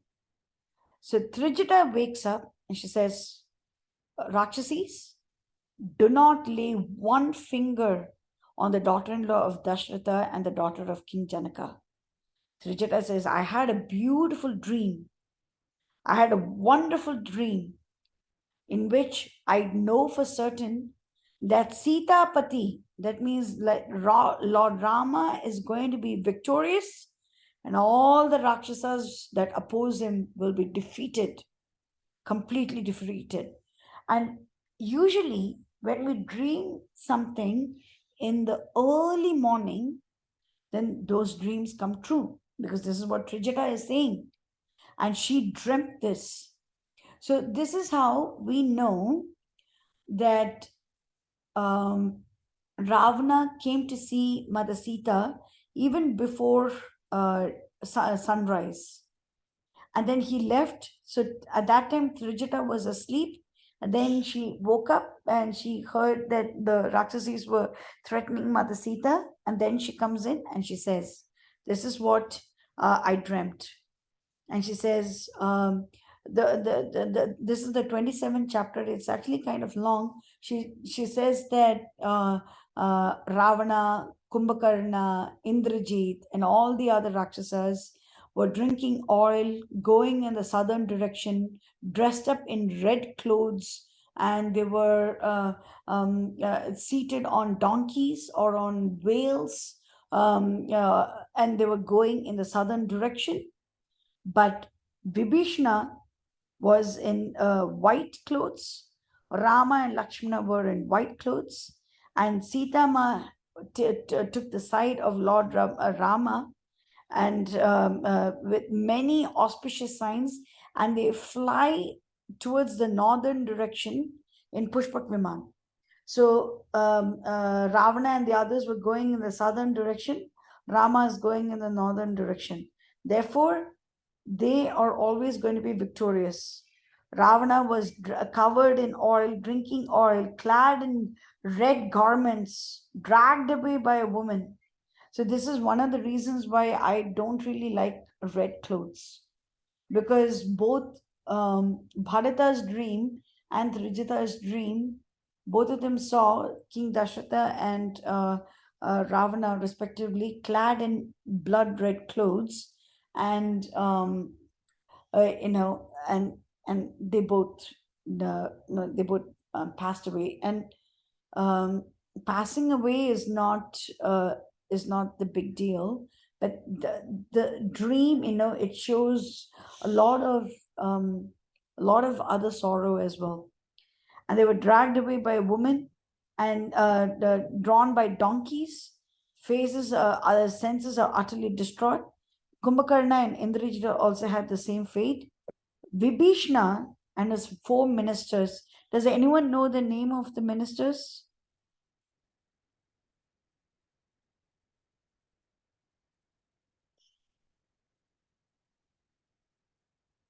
Anal, Panas, Sampati, and Pramati. So these are the 4 ministers. So Trijata says that I saw these 4 ministers in great white elephants, decked in white clothes, garlands, and they were all in sandal paste. Lanka is going to fall into ruin. Rama will definitely come to rescue Sita, because Sita is always in Rama's heart. And Trijata also says that very shortly, this entire city is going to be burnt by a monkey. Lanka drishta maya swapne. I saw Lanka in my dream. Ravane na bhi rakshita. This Lanka, which is protected by Ravana, dagdha ramasya dutena. Ramasya Dutena means the emissary of Rama. Vanarena means Vanara. Dagdha Tarasvina means it's going to set the entire city of Lanka in fire. So this part of the prediction comes true within one day, within few hours. This part of the prediction comes true. Therefore, we should know that the others are also true. The others are also true. So, because of this, it's imperative for us to know that Rama's victory is assured. It is imperative to note that Ravana's destruction is also assured. Now, I mentioned a couple of classes ago that is going to teach us how to take the shelter of SitaMa. It is so easy that we cannot even believe that it is so easy and so simple. Pranipat prasanna hi maithili janakatmaja alamesha paritratum rakshasyo mahato bhayat. O Ogresses, O Rakshasyo, this Sita, the daughter of King Janaka, is pleased with prostration, is competent to protect us from every danger. Pranipata prasanna. Pranipata means just bow down to Maithili, Janakatmaja. Maithili, the king of Mithila, that is King Janaka, who is also Janakatmaja. That means the beloved daughter of King Janaka. Pranipat prasanna hi Maithili Janakatmaja alamesha paritratum. Paritratum means to protect. Mahato bhayat, that means from great danger. Alamesha means she is competent to paritratum, to protect us from Mahato bhayat. If you are sitting in front of a picture of Mother Sita, Lord Rama, Lakshmana, and Hanuman, look at Mother Sita and at least mentally bow down to her. I'm going to give you a couple of seconds. Mentally bow down to her.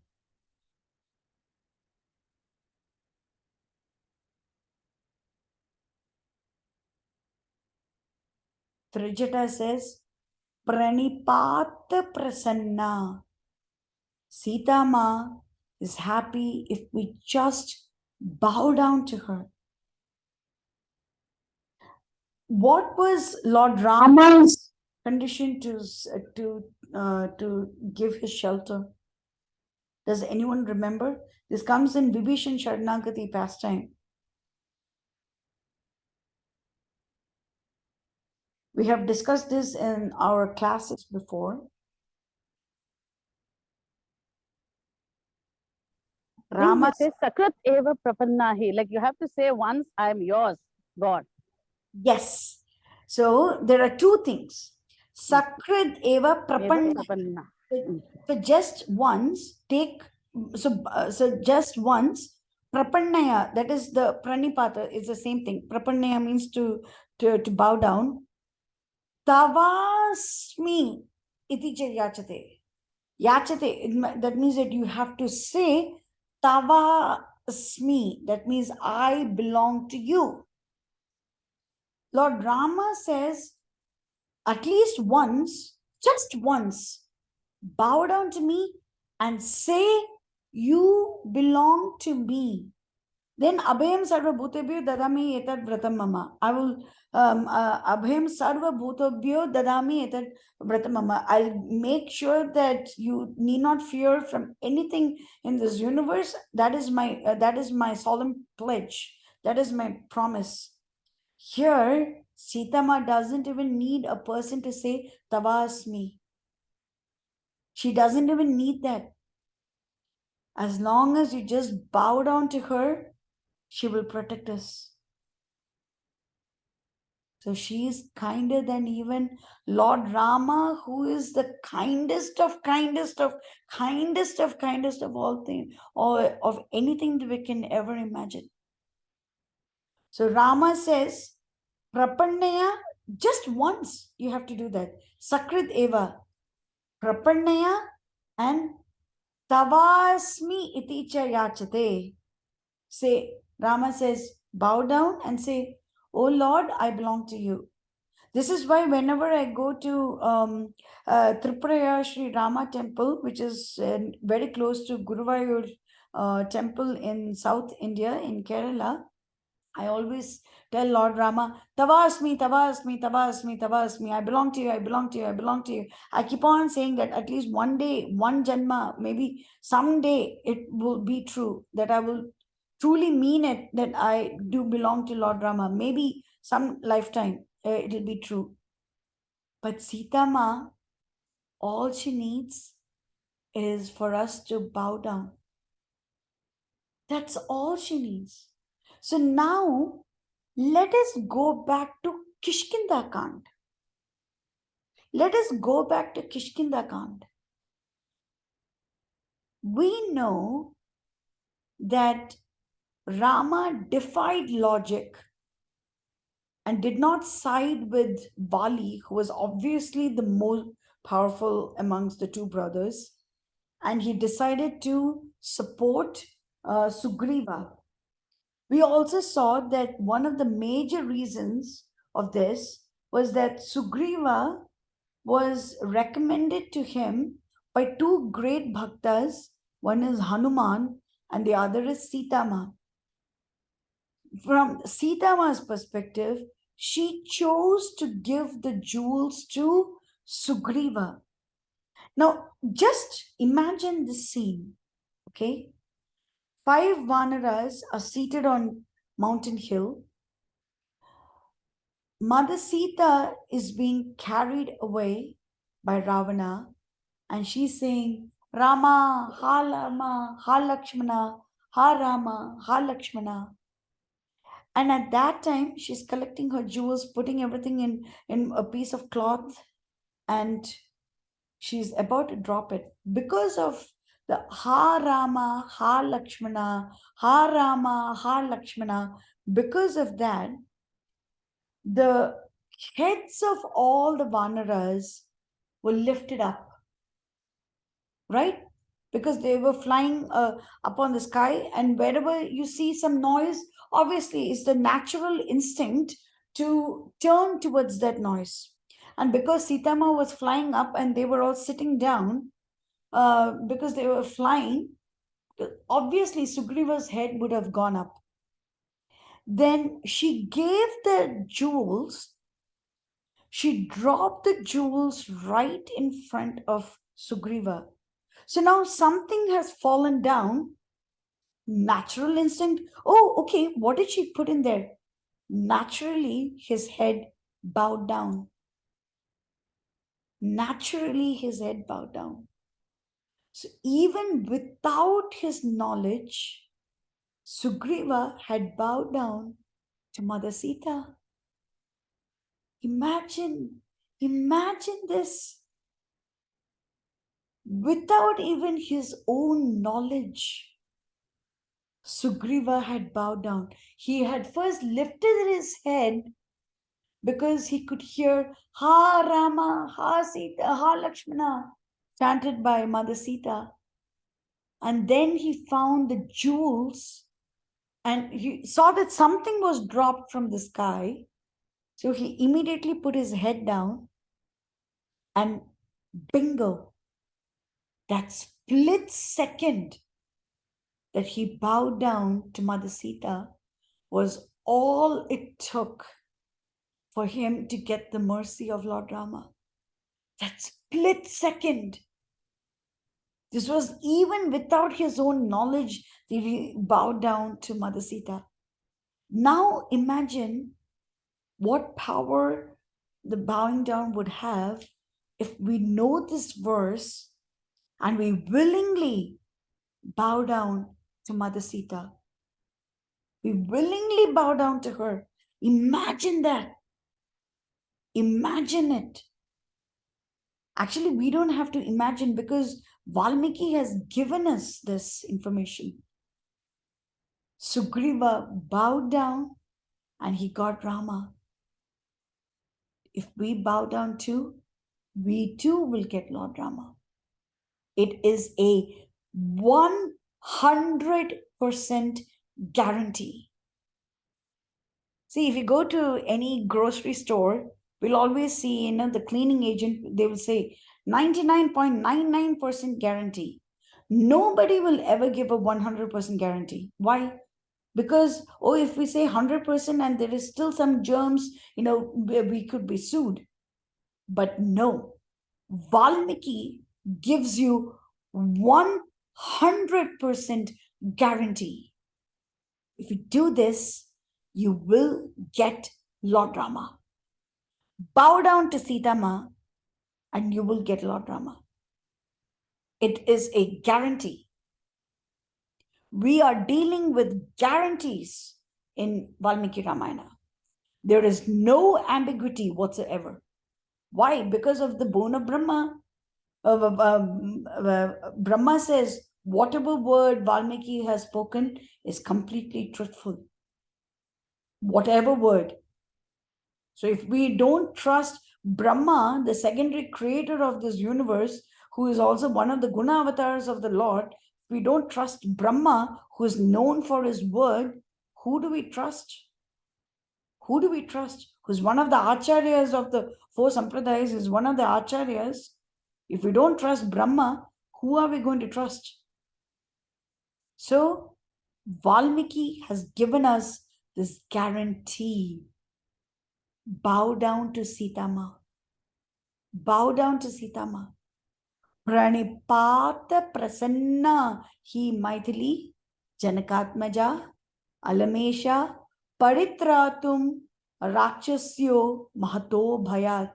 So we are all Rakshasas. Don't think that we don't have fangs, so we are all good. No, we don't have horns, we don't have fangs. Fine, but we still have a lot of demonic tendencies. Therefore, we need to make sure that we improve ourselves. We become better devotees. We become better people and better Vaishnavas and Vaishnavis. We need to make ourselves better. How do we do that? Taking the shelter of Mother Sita. Pranipata prasanna hi Maithili Janakatmaja Alamesha Paritratum Rakshasyo Mahato Bhayat. SitaMa will take care. SitaMa, it is the guarantee. If we bow down to Mother Sita, she will take us to Lord Rama. That's it. Once again, I'm going to give you 5 seconds. Look at Mother Sita's face. Look at her beautiful feet. Maybe those feet are covered by the sari, but we know where the feet are. Look at those beautiful feet, or at least imagine where the feet could be, and bow down to her.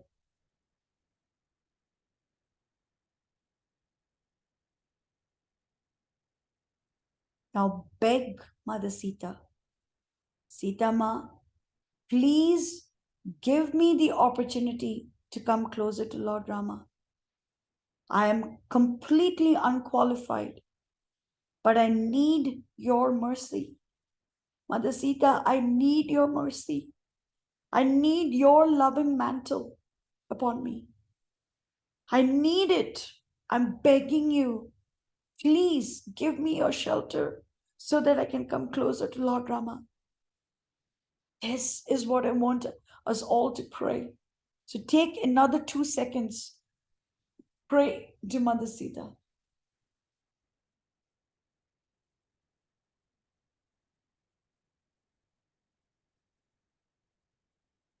Please remember this verse. I'm going to repeat it again. Pranipata prasanna hi maitili janakatmaja alamesha paritratum rakshasyo mahato bhayat.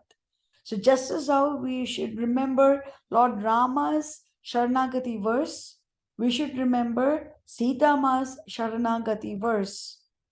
Pranipata prasanna hi maitili janakatmaja alamesha paritratum rakshasyo mahato bhayat. And Trijata says, don't forget that Rama is going to come here. Sita is going to be reunited with Rama. Full victory is the fate of Rama, and Ravana's days are numbered. Artha Siddhim, she will get what she wants. To Vaidehya Pashyam Yaham Upastitham Rakshasendra Vinasham Cha Vijayam Raghavasya Cha. I have seen the Vinasham, that means the destruction of Rakshasendra, that means the Lord of Rakshasas. Vijayam, that means the victory, Raghavasya, of the Raghavas, of both Rama and Lakshmana. I have seen their victory and I have seen the destruction of Ravana. And Sita, immediately, SitaMa's left eye and arm throb. For a woman, the left side throbbing is very auspicious. For a man, right side throbbing is very auspicious. And over here, SitaMa's left side begin to throb. That means that it shows that Trijata's words are going to come true. Rakshasendra Vinasham cha Vijayam Raghavasya. That means that Rakshasendra Ravana is going to be destroyed and Rama is going to be victorious. Rama and Lakshmana are going to be victorious. But still, SitaMa, she was taunted by by Ravana, by the Rakshasis. She said, "Let me go ahead and end my life. If Rama doesn't come within 2 months, then Ravana is going to kill me." But Rama's name is nothing but bliss personified. But is it beyond his means to put his grief away? Lakshmana's mother Sumitra said, "Oh Lakshmana, you treat Sita as myself." Now, but what had happened to him? Lakshmana is not doing anything for me. And SitaMa is once again thinking, I can consume this entire universe with my chastity. But Rama has not said, okay, so I cannot even do that. Maybe because it's just 2 more months remaining for the completion of the exile, isn't it? So maybe I'm mistaken about the timeline, and maybe Rama has gone back. Maybe he has become the king of the Ikshvakus, but still, I'm still over here. So Janaki is wailing and bemoaning, and she's thinking it's best, that she just dies. That is the best thing. So she comes to the base of the Shimshupa tree, exactly where Hanuman is. Of all the trees in Ashok Vatika, She chose to come to that one tree where Hanuman is. Look at the mercy of the Lord. Look at the Lord's mercy. Hanuman went to that Shimshipa tree because it was very close to the lotus pond, because that lotus pond would, he was certain, would remind SitaMa of Lord Rama. And he went to that Shimshipa tree because it could camouflage him properly. And then now SitaMa is coming to that same SitaMa is coming to that same Shimshipa tree, and what does she do? She uses her long braid as a noose and hangs it. So Shoka Tapta, the one who is burning with sorrow, Bahuda Vichintya Sita Venud Granthanam. That means the Venu means the hair. Grihitva Udbudya Venud Grihatena Shigra Maham Gamishyami Yamasya Moolam. Let me go to Yama. That is her thing. And then she thinks, but Rama and Lakshmana are indeed very powerful. But will Rama allow his wife to do something like this? At that time, she begins to see multiple auspicious omens that say that something wonderful is going to happen. Her left eye begins to throb. Her left arm, which is usually covered with a paste of sandalwood and aloe and perfumes, so they begin to throb. Her left thigh, which is like the trunk of the elephant, that begins to throb. And then the upper garment, which is worked with gold. So this is why we know that Sita, this is one of the many ways in which we know that SitaMa wore royal robes in the forest. So she wore yellow color robes when she was kidnapped. She's still wearing the same thing. And it has golden embroidery. Okay, and it is now covered with dust. So it is malinam. We saw that description before. So that sari, it slips a little bit on the left side. So SitaMa knows that Rama is close by. She knows that Ram, because slipping of the garment is a very private moment between a husband and wife. So she knows Rama is going to come very close by. Rama is very close. And grief just falls away. Now she is blooming like the lotus, and she's growing in radiance, and she's anticipating what is going to happen, because she is waiting. Rama is going to come. My auspicious signs are telling me that Rama is close by. So she's waiting. By the way, I've heard Mayavadis say that because she thinks that Rama is close by, and actually it is Hanuman who comes in, Rama and Hanuman are the same person. Can you believe such nonsense? They have said that Rama and Hanuman are the same person. Then I have to say that Hanuman is a Jivatma, Rama is Vishnu Tattva. These are two completely different things. A Jiva Tattva, no matter how wonderful that Jiva Tattva is, can never become Vishnu Tattva. Shiva Tattva is different. Shiva Tattva can never become Vishnu Tattva.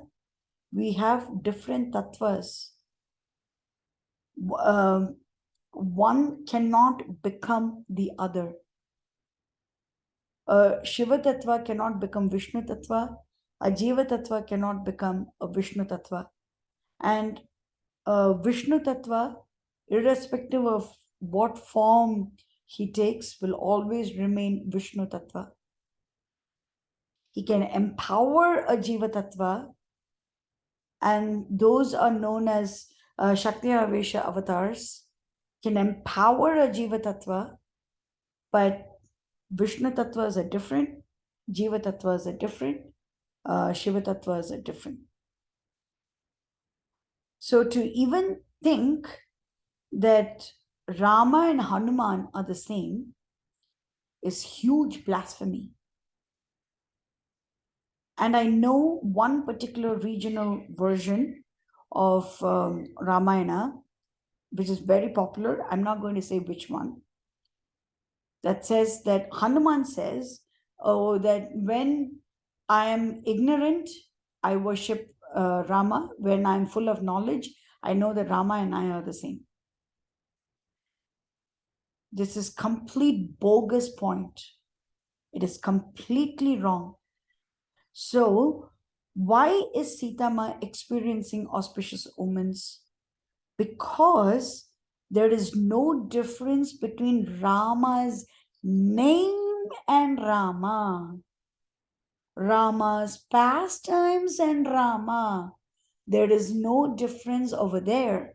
There is a difference between Rama and his Bhakta. There is a difference.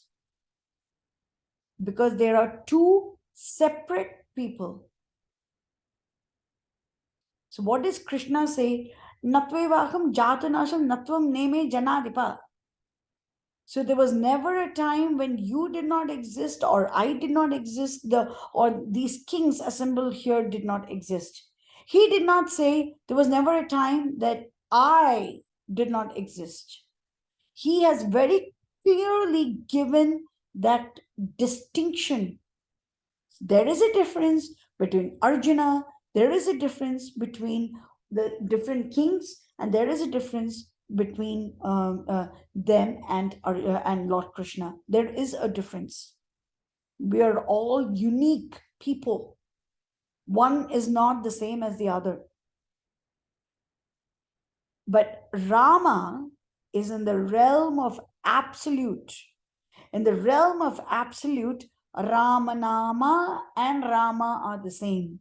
Rama's pastimes and Rama are the same. Rama's physical description and Rama are the same.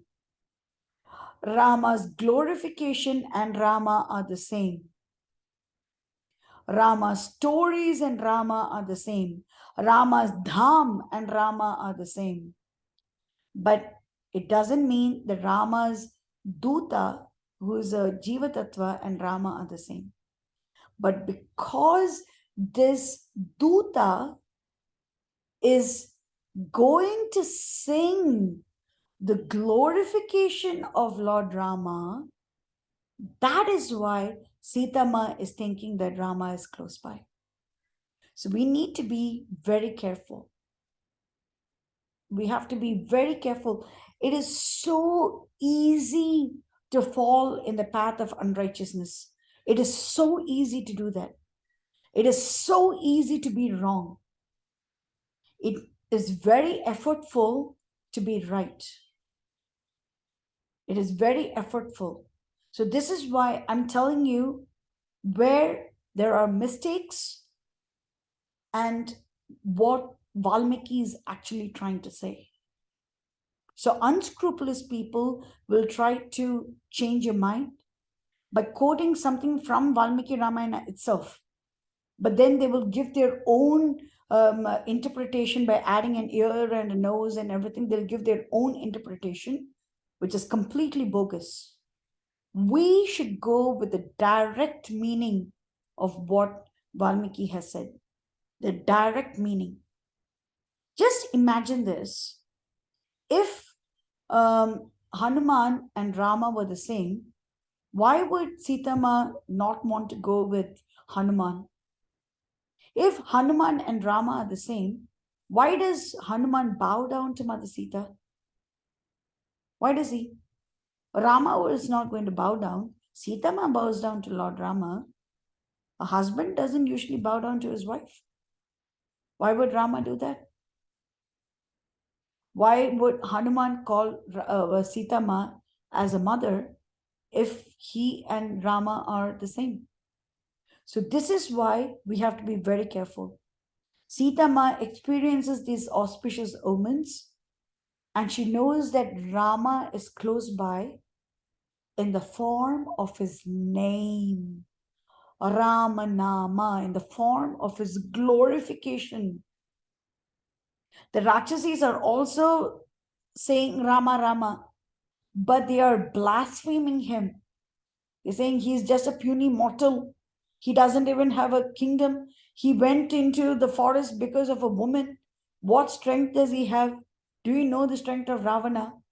So the Rakshasis are also chanting the name of Rama, but completely with full of offense. But SitaMa knows that someone is there to chant the name of Rama without any offense whatsoever. And this is where we get to the fourth and perhaps the most full section of Sundara Kanda. This is the beauty beyond beauty. Let me check out the time. Beauty beyond beauty. It's now 7 o'clock. I think that we can try to do this, these 10 chapters. I think we can do it today itself. Tomorrow, I will do destruction and return to Lord Rama. This is very quick. And then we can start off Yuddha Kanda. Now, Anjaneya, what is he doing? He has observed SitaMa. He has seen how SitaMa is grieving for Lord Rama.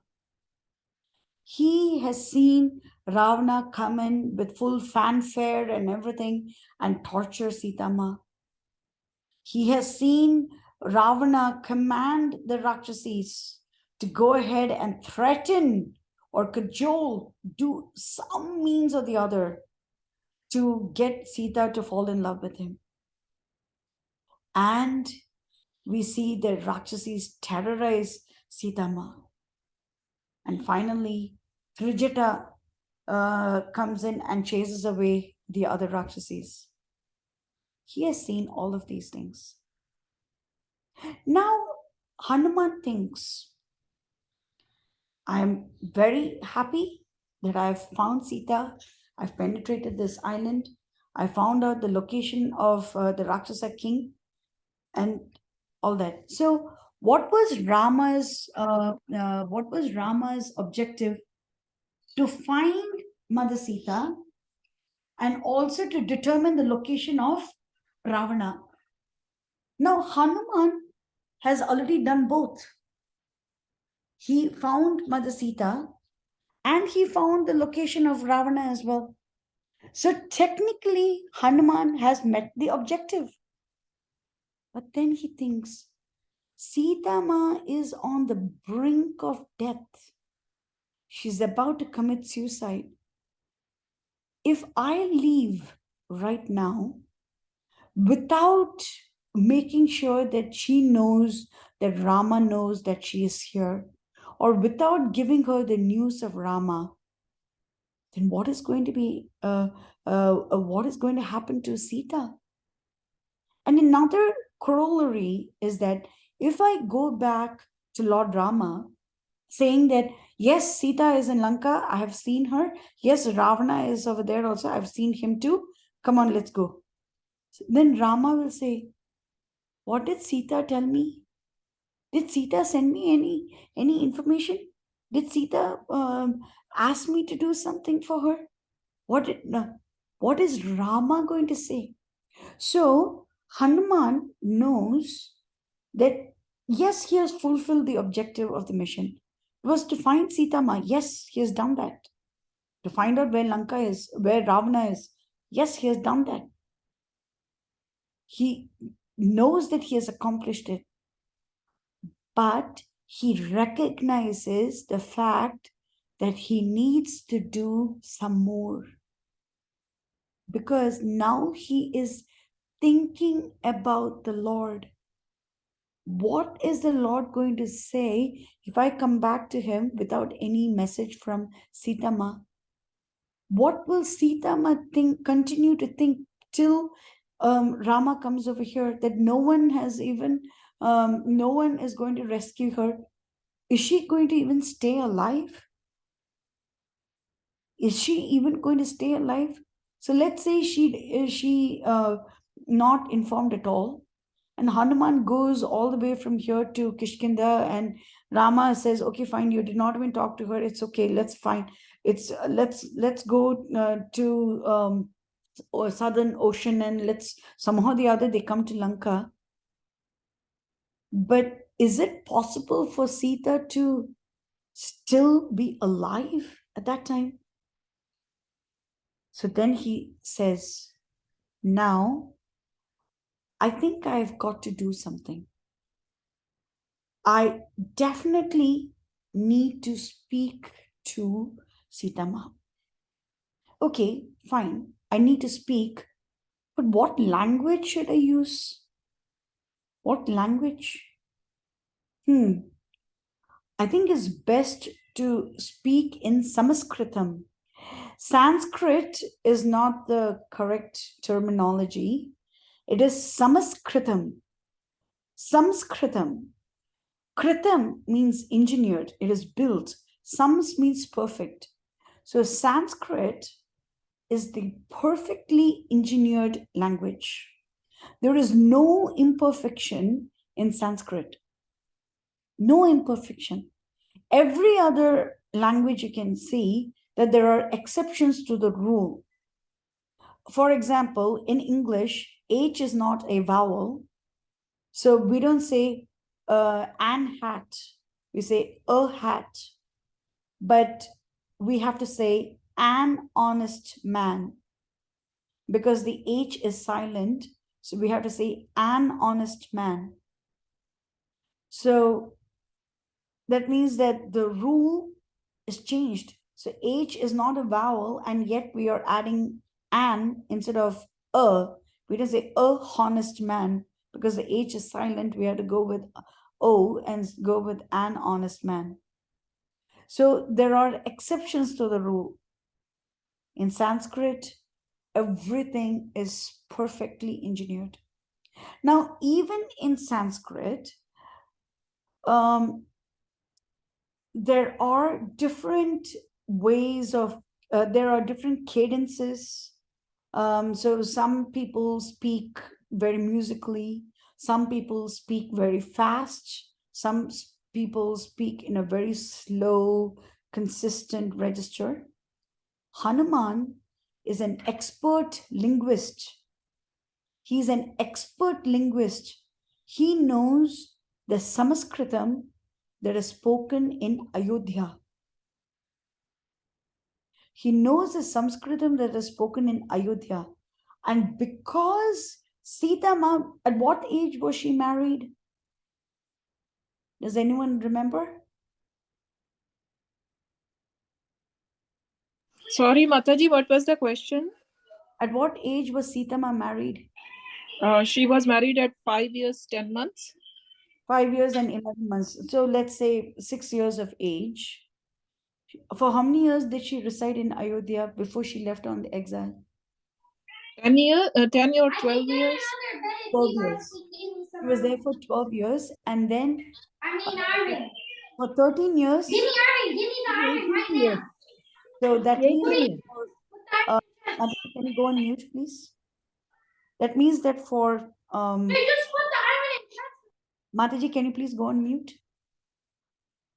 That means that for 12 plus 13 years, that is 25 years, SitaMa has been listening to the Sanskrit that is spoken in Ayodhya.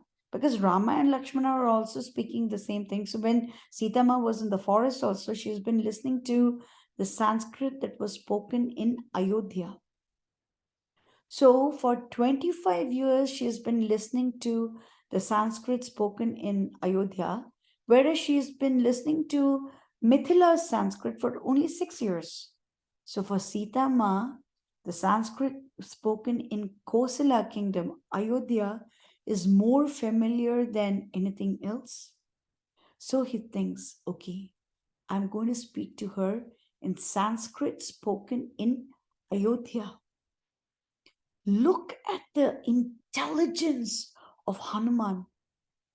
He doesn't just go and say, okay, I'm just going to speak and that's it. But then he says, now if I were to just jump in front of her, SitaMa is going to scream.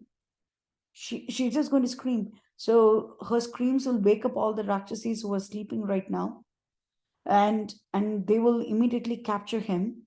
And then while they're capturing, if Hanuman were to say, oh, I'm actually Rama's emissary, please don't allow them to capture me, is there anything that SitaMa can do at that time? Then how on earth is he going to give Rama's message to Mother Sita? How is he going to do that? Therefore, SitaMa should find some solace, but yet she should not be scared, because if she's scared, Rama's mission is all gone. If she's scared. Therefore, now what is the best topic? What should I speak so that SitaMa is completely happy? What should I speak?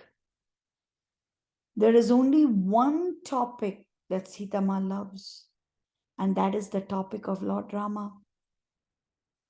So therefore, from this place, from where I'm hiding, in very soft and pleasant voice, don't forget that Rama praised the voice of Hanuman.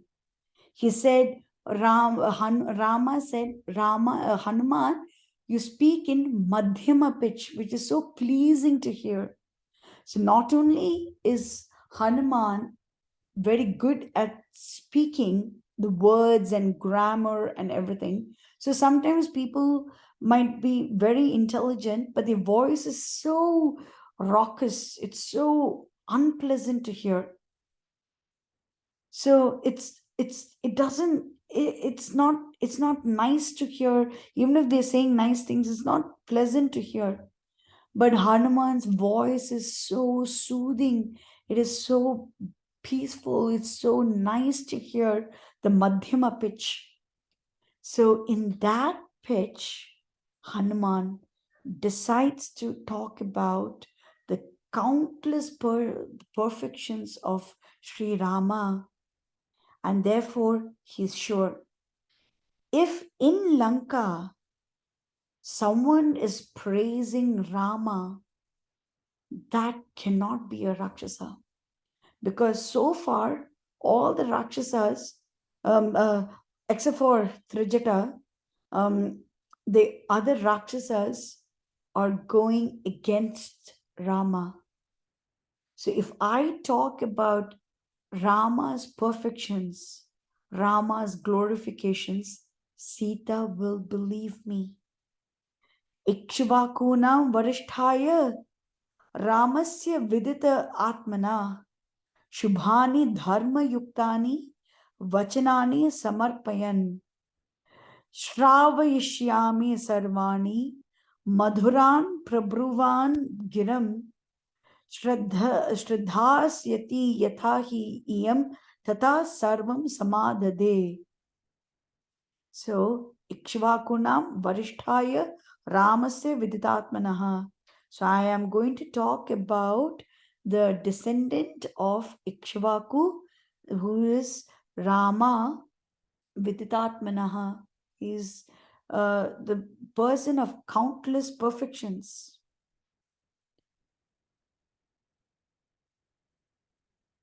So first, he starts off with, so this is Anjaneya Ramayana. So we have Anjaneya Ramayana, we have Sita's Ramayana, and then we have Hanuman speaking Ramayana again. There are 3 different Ramayanas within these 10 chapters. There are 3 different Ramayanas. Of course, they're all saying the same thing, but 3 times the entire Ramayana is recited. So first, Hanuman. So, by the way, I thought that this picture was very beautiful. See how tiny Hanuman is over here? At first, I could not even find him. And then, oh my goodness, this is where he is. So this is tiny Hanuman. Look at all the Rakshasis, very grotesque. very gross looking. And you have Mother Sita over here. Of course, she doesn't have any jewels. So, I mean, this is the best picture that I could get. And Hanuman is seated over here, tiny little thing. And then later on, we'll see how colossal he can get as well. Hanuman describes the glories of King Dasharatha. He starts off with Rama Bhakta. He starts off with Dasharatha being a Raja Rishi, Dasharatha being so great. And this Dasharatha had 4 sons. Rama was crowned with every noble perfection. And to fulfill his father's promise to Kaikeyi, to his stepmother, Rama went off into the forest. But he didn't go alone. He went with his beloved wife and beloved brother, who could not live without him. So in the first world, we finished off Balakand. Second, we finished off the Ayodhyakand. Next, Janasthana in Aranyakand, we know that Janasthana outpost of Rakshasas was completely destroyed by Lord Rama. And then in Aranyakand, because SitaMa knows only till this portion, she was with Rama only till Aranyakand, because she was very cruelly kidnapped at this time. At this time, Rama and Lakshmana went away from the cottage, and Ravana kidnapped Rama's beloved wife, Sita. So SitaMa knows till here. So this is why Hanuman gives the information from before, so that she can have that assurance that this person actually knows what he's talking. Then if so many facts are true, then the remaining facts might also be true. Then Hanuman says, after Sita was kidnapped, Rama walked and walked and walked. He came to Mount Rishimukha, and he became friends with the monkey king Sugriva. Sugriva sent countless monkeys in the 4 directions to find the location of Sita. Then the monkeys in the southern direction met Jatayu's older brother, because SitaMa knows Jatayu. So we met Jatayu's older brother, Sampati. And Sampati told us that Sita is here. He just says Sita is in there, is in Lanka. And then I decided to see the Sita, and I flew 100 yojanas. And now I have spotted her. I have spotted her. How do I know that this is her? Because she is exactly how Rama has described her to me. Yatha Rupam, Yatha Varnam, Yatha Lakshmim, Vinishchitam, Ashrausham Raghavasya Ahamsa Iyam Asadita Maya. So Rama has described her to me. Yatha Rupam. And that very description that Rama used to describe Sita's form, that is Rupam. Yatha Varnam, that means complexion, features, complexion. Lakshmi means, the auspicious signs. Vinishchitam, certainly I have found that very person right now over here. Now Sita is so happy. What is this? Someone has come here? What is happening? Who has poured the sweet balm into my ears? And then she looks everywhere. Did the Rakshasis speak something? And some Devata taken pity on me? Is Mother Earth consoling me? And then she looks at the branches of the trees, and she sees an incredibly radiant monkey looking like the sun behind the eastern mountain. Sa tiryag urdhvam cha tatha api adashthan nirikshamana tam achintya buddhim dadarsha pinga adipate amatyam vatatmajam suryam iva udayastham. Vatatmajam means Vata means wind, Atmajam means the son of.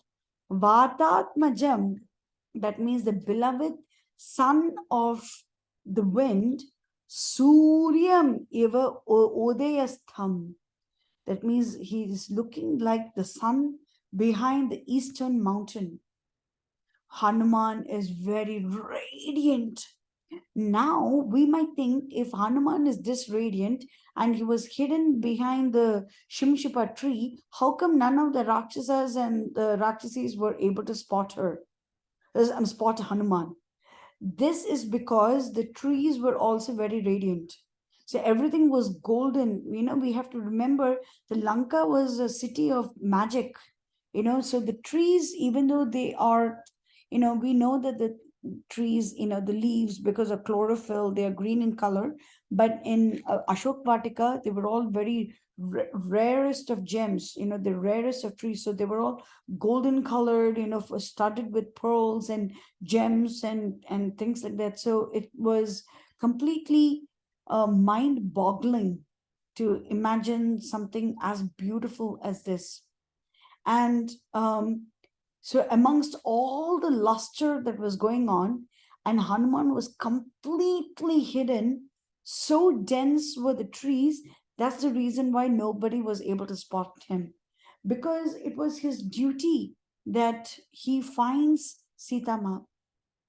It is his duty. So he had hidden himself really very well. Because at that time, if he had gone and fought against Ravana, what would have happened? What would have happened? SitaMa doesn't know who Hanuman is, so she would have just thought that, oh, okay, this is a Rakshasa, and she would have just kept quiet. How would he have passed on the message of Lord Rama to SitaMa? So this is why, even though he is radiant, very brilliant, because of the overall brilliance of Ashok Vatika, and because of Hanuman's eagerness to make sure that Rama's message goes across to SitaMa, he was staying hidden in the Shimshipa tree. So now SitaMa looks at Hanuman and she knows, if a monkey is able to cross an ocean, cross 100 yojanas, full of serpents and very dangerous creatures, if he's able to cross that particular ocean and then land in Lanka, which is full of hideous Rakshasas who are very hostile, very belligerent, who are craving for battle, and then speak amongst the Rakshasis to her about Lord Rama, this is not an ordinary monkey. I know that for certain. So SitaMa is giving herself the proof that she needs to know that Hanuman is not ordinary. She's giving herself that proof. Number one, he crossed the ocean, because there is no other ways to come to Lanka. You have to cross the ocean. So this person has crossed the ocean, number one. Number two, crossing the ocean and one could be immediately devoured by the Rakshasas. This person is standing here, so that means that he went through all the hostile Rakshasas completely undetected. That means that he is very intelligent. He crossed the ocean, therefore he is very powerful. He is very intelligent because he was able to remain undetected for such a long time.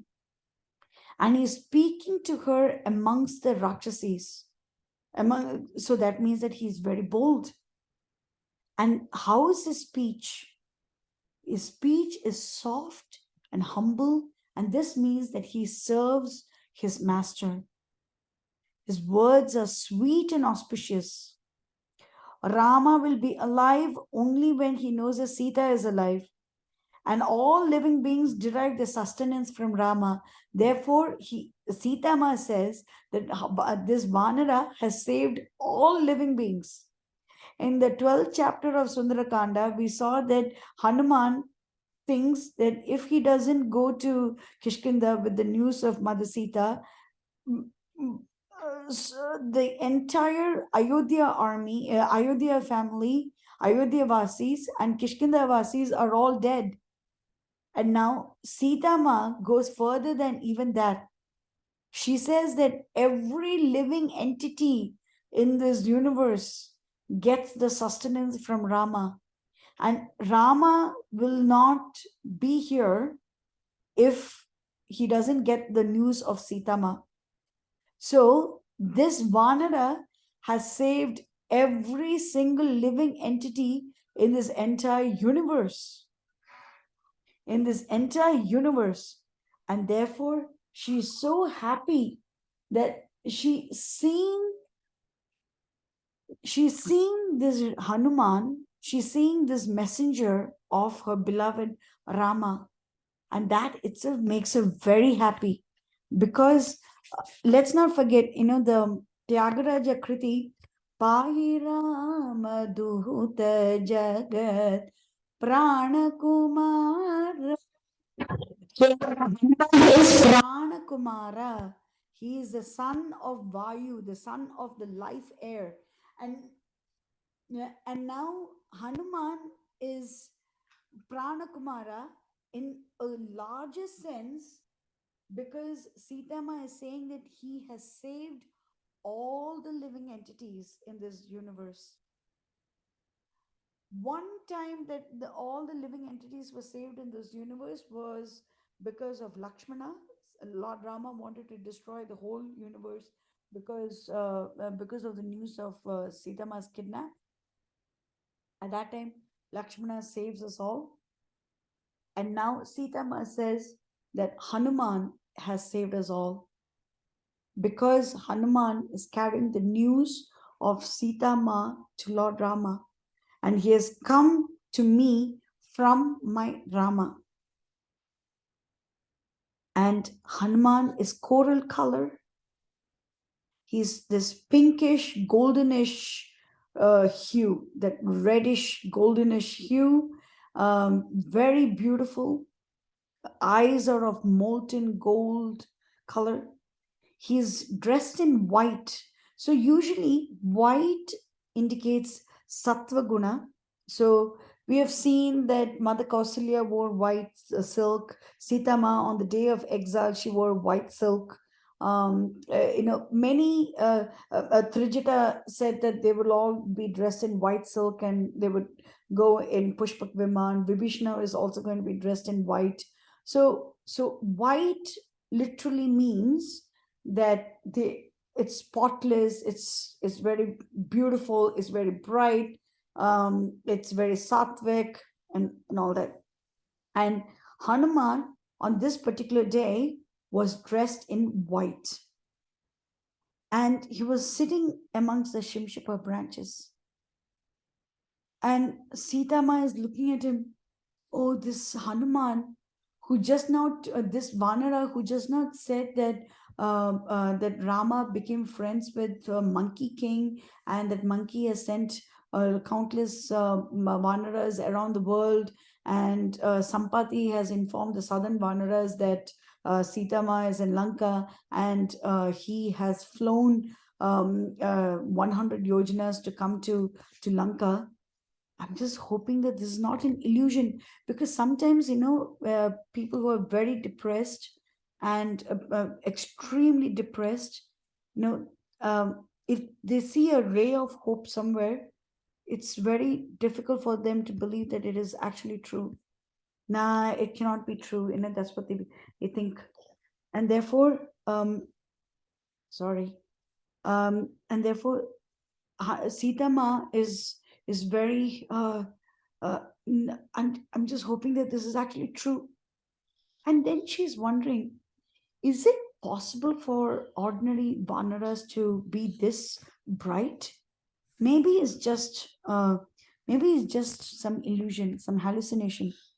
And then she looks, then she then she thinks, if she cries aloud, means the Rakshasis will wake up. She doesn't want to wake up the Rakshasis. Then she looks at his face. The more she looks at him, the more she wonders, is he actually real?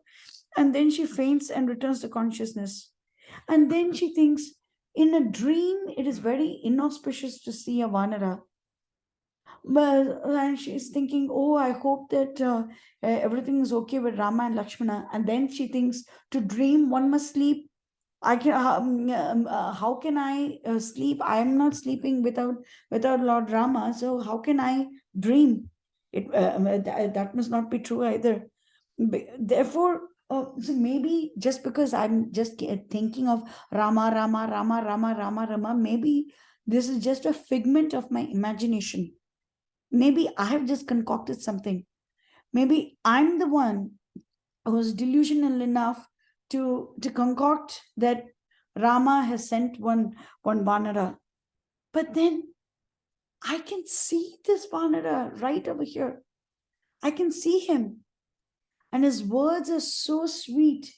And they make me very happy. And then she says, oh Devatas, I'm praying, I'm hoping, and I'm praying that whatever this Vanara has said is true. I'm hoping that that Rama is really thinking of me, that Rama really sent multiple messengers around the globe, that this Vanara has actually flown 100 yojanas and has actually come over here to see me with some message from my beloved Lord. Let this all be true. And she's asking all the celestials to grant her this wish. And now Maruti comes down from the tree. And immediately he falls at the feet of Lord Rama, falls at the feet of Mother Sita. So this shows two things. Number one, a Rakshasa is not bowing down to Mother Sita. All the Rakshasas are saying that we are going to chop you up to bits, chinna, bhinna, vibhaktam, that's what they want to do. So Rakshasis are not waiting to, bow down to her without the threat from Trijata. They're not really waiting to do that. So that means that this is not a Rakshasa. And another is that Hanuman, what did he do when he saw Lord Rama for the very first time? He bowed down to Lord Rama. So once again, he's teaching us that Sita and Rama should be given equal respect. We shouldn't treat one while thinking very badly of the other. We shouldn't treat one well and treat other. Let's go ahead and disrespect them. That is not correct. So we should treat both of them with equal respect. So by one action, Hanuman is teaching us to respect SitaMa and Lord Rama equally. And is also showing Mother Sita that he cannot be a Rakshasa. And then in soft tones, he asks, who are you? Because he wants SitaMa to confirm by herself. So she's already mentioned this to the Rakshasis, mentioned this to Ravana, mentioned this to herself and all that. But still, Hanuman wants the direct confirmation from Mother Sita that she is indeed Mother Sita. Who is she? Why you are the abode of everything that is auspicious. So SitaMa is the fountain of auspiciousness. She is the fountain of auspiciousness. She is extremely holy, and she is the fountain of auspiciousness. And he's saying that all royal excellences are crowning you. Are you a queen or a princess? Says, could you possibly be Sita, who was kidnapped in Janasthana by this evil Ravana? Could you be Sita? And I have a feeling that you're Rama's beloved wife, Mother Sita. And SitaMa, her heart is overflowing with joy. And she teaches Hanuman Ramayana. So this is the second time that Ramayana is spoken. So the second time. So Mother Sita says, she also starts off with King Dasharatha. King Dasharatha was brave and a truthful king of Ayodhya, and he is her father-in-law. King Janaka is her father, and Sita is a beloved wife of Lord Rama. 13 years after their marriage, on the beginning of the 13th year, Rama, Sita, and Lakshmana came to the forest to protect the words of the king who wanted to crown Rama but was trapped by Kaikeyi into giving the crown to Bharata and exiling Rama for 14 years in Dandaka forest. And then Ravana decided to kidnap Mother Sita, and he had given her one entire year to run his arms, and out of 12 months, only 2 months remain. And when Sita stops speaking, Hanuman is rushing to comfort her, and he tells her that Rama is a dharmic person, he's faring very well, and he's expecting Hanuman to bring the news of Mother Sita to Lord Rama. And he also says, Lakshmana is constantly thinking of you, my dear mother. Lakshmana is constantly thinking of you and is rendering every service to Lord Rama. So SitaMa should not think that no one is taking care of Lord Rama. So he rushes to assuage her that don't worry, Lakshmana is there to take care of Lord Rama as well. And SitaMa is very overjoyed to hear this. And she's filled with love and trust for Hanuman, because Hanuman was sent to her by Rama. And the two bhaktas speak very confidentially. Tayo samagame tasmin pritihi utpadita adbhuta parasparena cha alapam vishwastau tau prachakratuhu. So whatever they are speaking right now is not explicitly mentioned in Valmiki Ramayana, but we can imagine that they were talking about Lord Rama. But now, what does Hanuman do? Hanuman thinks, okay, let me come closer to Mother Sita, and so that I can console her better. Now, immediately SitaMa thinks, oh, maybe this is Ravana in disguise, because let's not forget that Ravana came to Mother Sita as a sannyasa. He changed his form and came to Mother Sita. And now she's thinking, I poured my heart and soul to this Vanara, and is actually Ravana in disguise. And she sinks into despair. So then once again, Hanuman realizes that SitaMa is doubtful. So he bows down low, but Janaki does not even glance at him. And he says that, Ravana, if you're indeed Ravana, do not torture me anymore. Do not do this. Do not torture me anymore. It's not okay. But then she thinks, I'm still very happy to see this Vanara. I'm so happy to see him, because Ravana doesn't evoke this sort of feeling from my heart. But this Vanara is making me very happy. He's making me very happy. So if so she turns towards Hanuman and says, if you're indeed Rama's Duta, speak more about Rama, because I really like this topic. So you please speak more about Rama. Then she immediately thinks, after 10 months after kidnap, Rama is sending a messenger. No, this is not true. Maybe this is just a dream. But this is so dream. Maybe even in this dream, I can continue to listen about Rama, continue to listen this glory, and maybe this dream will go on and on and on. And then finally, I will see that Rama and Lakshmana will come here. And at least in my dream, I will see my Rama again. No, so let this dream just continue. And then she once again thinks, but this cannot be a dream, because monkeys are very inauspicious to see in a dream. But this monkey has given me great joy. But I can see this monkey in front of me. And like this, SitaMa is wavering from one notion to another. And then she thinks, no, I'm sure that this is just Ravana in disguise. I'm pretty sure.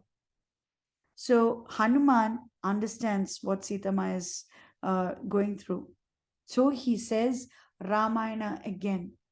So Hanuman is teaching us, when we are in despair, when we are in doubt, when we have no hope, recite Ramayana. Ramayana is not just meant for good times. It is not just meant for good times. My Guru Maharaj says the pastimes of the Lord are not meant for our manoranjan. Is not meant for our entertainment. It's not meant for that. When we feel completely hopeless, when there is no way out, at that time, the name of Rama will come as a beacon of hope. Ramayana will come as a beacon of hope and will help us get closer to the Lord.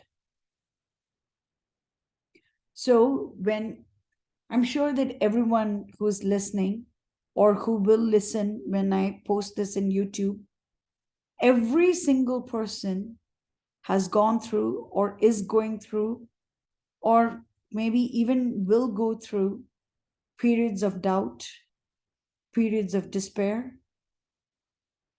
Hopefully nothing as torturous as what Mother Sita has gone through so far.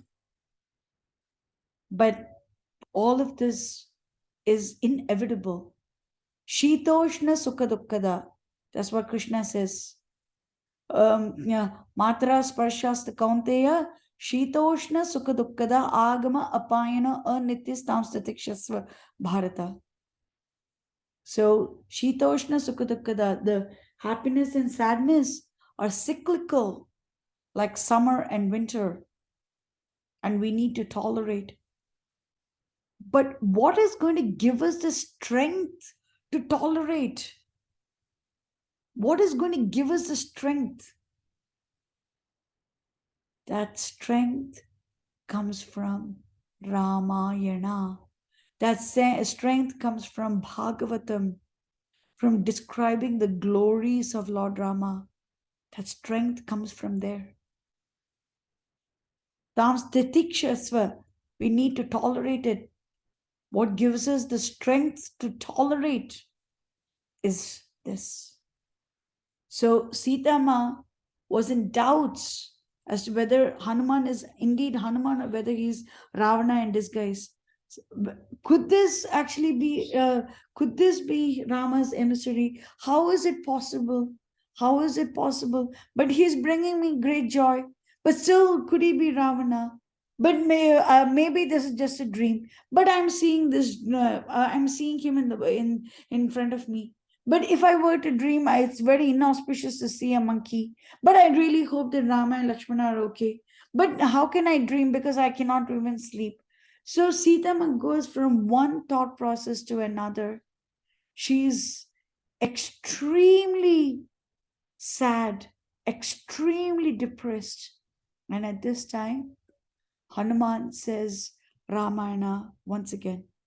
And this time, he says what is going to happen.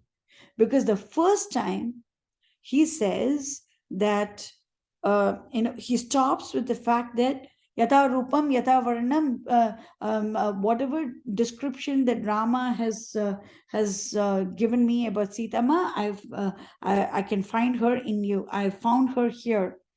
And that's it. He stops still there. And then he goes on to say that what is going to happen. So first of all, he starts off with the glories of Lord Rama. Aditya iva tejasvi. Aditya means the son of Mother Aditi. But when we usually say Aditya, it is usually Vivaswan. It is usually Surya. Of course, Indra is also an Aditya, but we usually say Aditya iva tejasvi means, it usually means as bright as the sun. Lokakanta shashi yatha. Shashi means the moon. Lokakanta means the entire world loves the moon. Even in English poetry, we'll always see that moon is very beautiful. It's not just in the Vedic scriptures, it's not just in Indian history, but um, uh, even in the Western world also, we will see that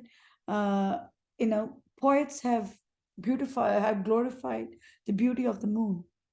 And that's why Lokakantaha Shashi Yatha Raja Sarvasya Lokasya Devo Vaishravano Yatha.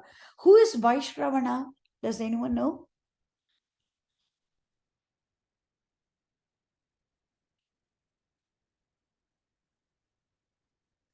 Who is Vaishravana? Vaishravana is the older brother. Who, Mataji? Kubera, that is correct. That is correct. Vaishravana is the older brother of Ravana. He is the first son of sage Vishrava, and he's the older brother of Ravana. And he is very, very dharmic person. And he conducted yajna, he conducted tapasya, and then Brahma said, "We want you to be the fourth regent of the world, of the universe." And he is heading the northern region.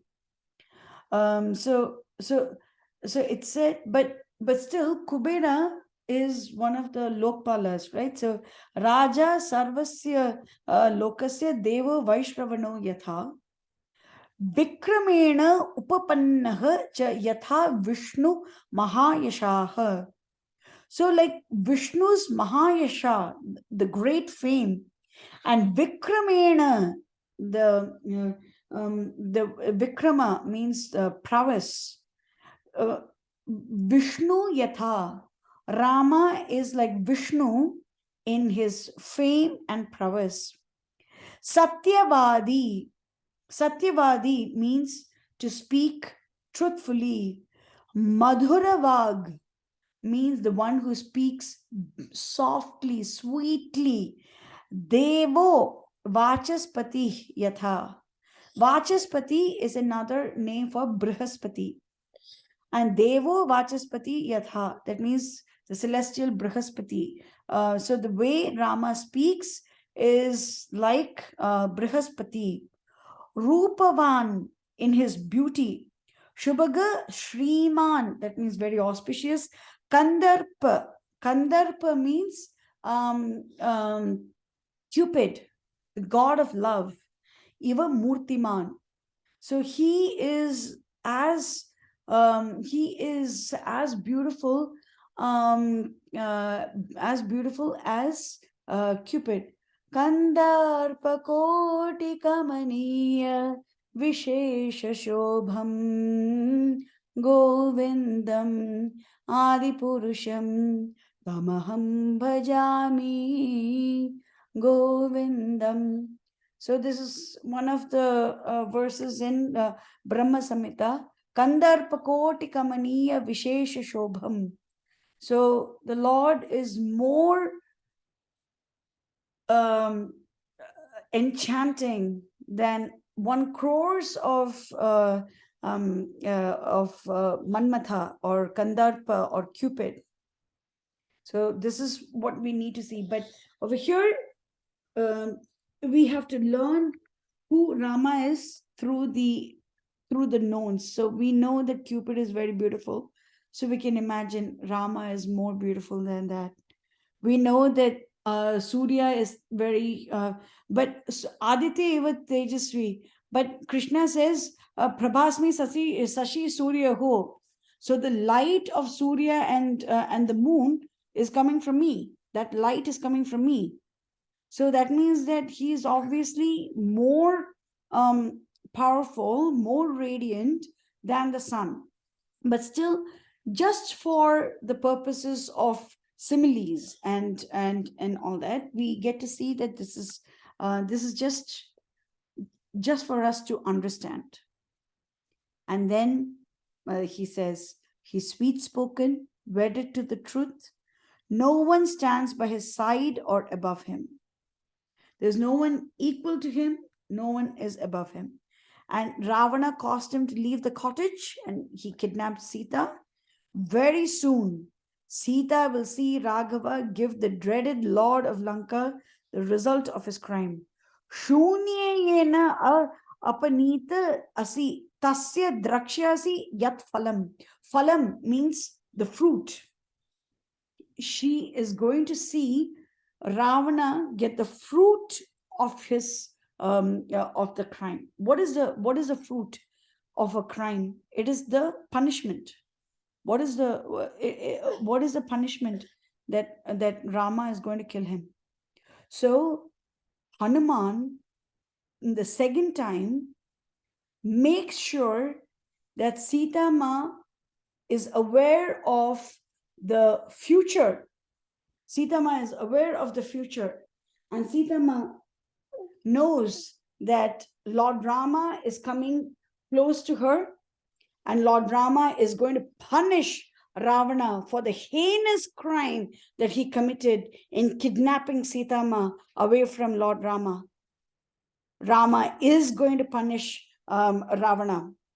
This is a promise. And then Hanuman says, Mother, please, I'm begging you. I'm please begging you, please trust me. Rama is my master. I am Rama's messenger. Rama is very sad at being parted from you. Lakshmana is also conveying his humble reverence. See, only the messenger of the Lord will know how the other bhaktas are also behaving towards Mother Sita. Only that messenger would know. So only Lakshmana can offer this humble obeisance to SitaMa. Only he is in that mood. Only he can do that, and therefore SitaMa knows. Oh, okay, Lakshmana, this is what he will do. Rama, this is what he will do. And now he's saying Sugriva is Rama's friend, and Sugriva has ordered me to come and see you, Mother Sita. And Rama, Lakshmana, and Sita have got no other thought other than of Sita. So imagine for Vipralamba Bhava. So Rama and Sita have parted so that they can think of each other through the grief of separation. Through the grief of separation, they can continue to think of each other. This love that enhanced through separation is called Vipralamba Bhava. Can Sita and Rama ever be separated? No, because SitaMa, we just saw a couple of slides ago. Ananya Raghavenaham Bhaskarenam Prabhayata. It is difficult. I'm as inseparable from Rama as sunshine is from the sun. But still, they go through these pastimes so that they can think about each other. They love each other so much. They think about each other. And then Hanuman says, it is because of Rama's grace. It is because of Rama's greatness that Sita, you are still here among the Rakshasis. Don't forget, you will soon see Rama, Lakshmana, and all the monkeys. And it's only because of Rama's blessings that I was able to cross this ocean. I searched throughout Lanka, and then finally I found you in Ashok Vatika.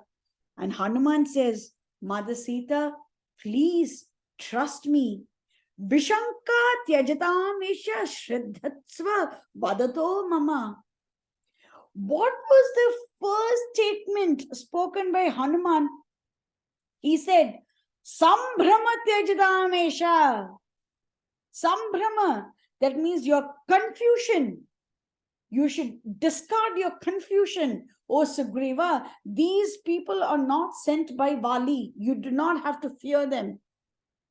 That was the first statement that Hanuman spoke in Valmiki Ramayana. Over here, he says, Vishanka Tyajadamesha. He is using it. Tyajadamesha. Discard it. Vishanka. The doubts that you have towards me, discard them. Vishanka Tyajadamesha. Shraddhatsva Vadato Mama. Please listen to what I have to say. Please trust me, my dear mother. I don't think we have the time to go through the other, go through 35 and beyond, because it's very deep. I don't want to make any shortcuts. So we'll do that tomorrow. We can finish Sundara Kanda and hopefully can start Yuddha Kanda. So right now I'm opening up the floor to ask questions. Any questions? So let's just say Mangalam Koshalendraya, Mahaniya Gunabde, Chakravarti Tanujaya, Sarva Bhaumaya Mangalam. Jai Sitaram. See you all tomorrow. Hari Bol Mataji.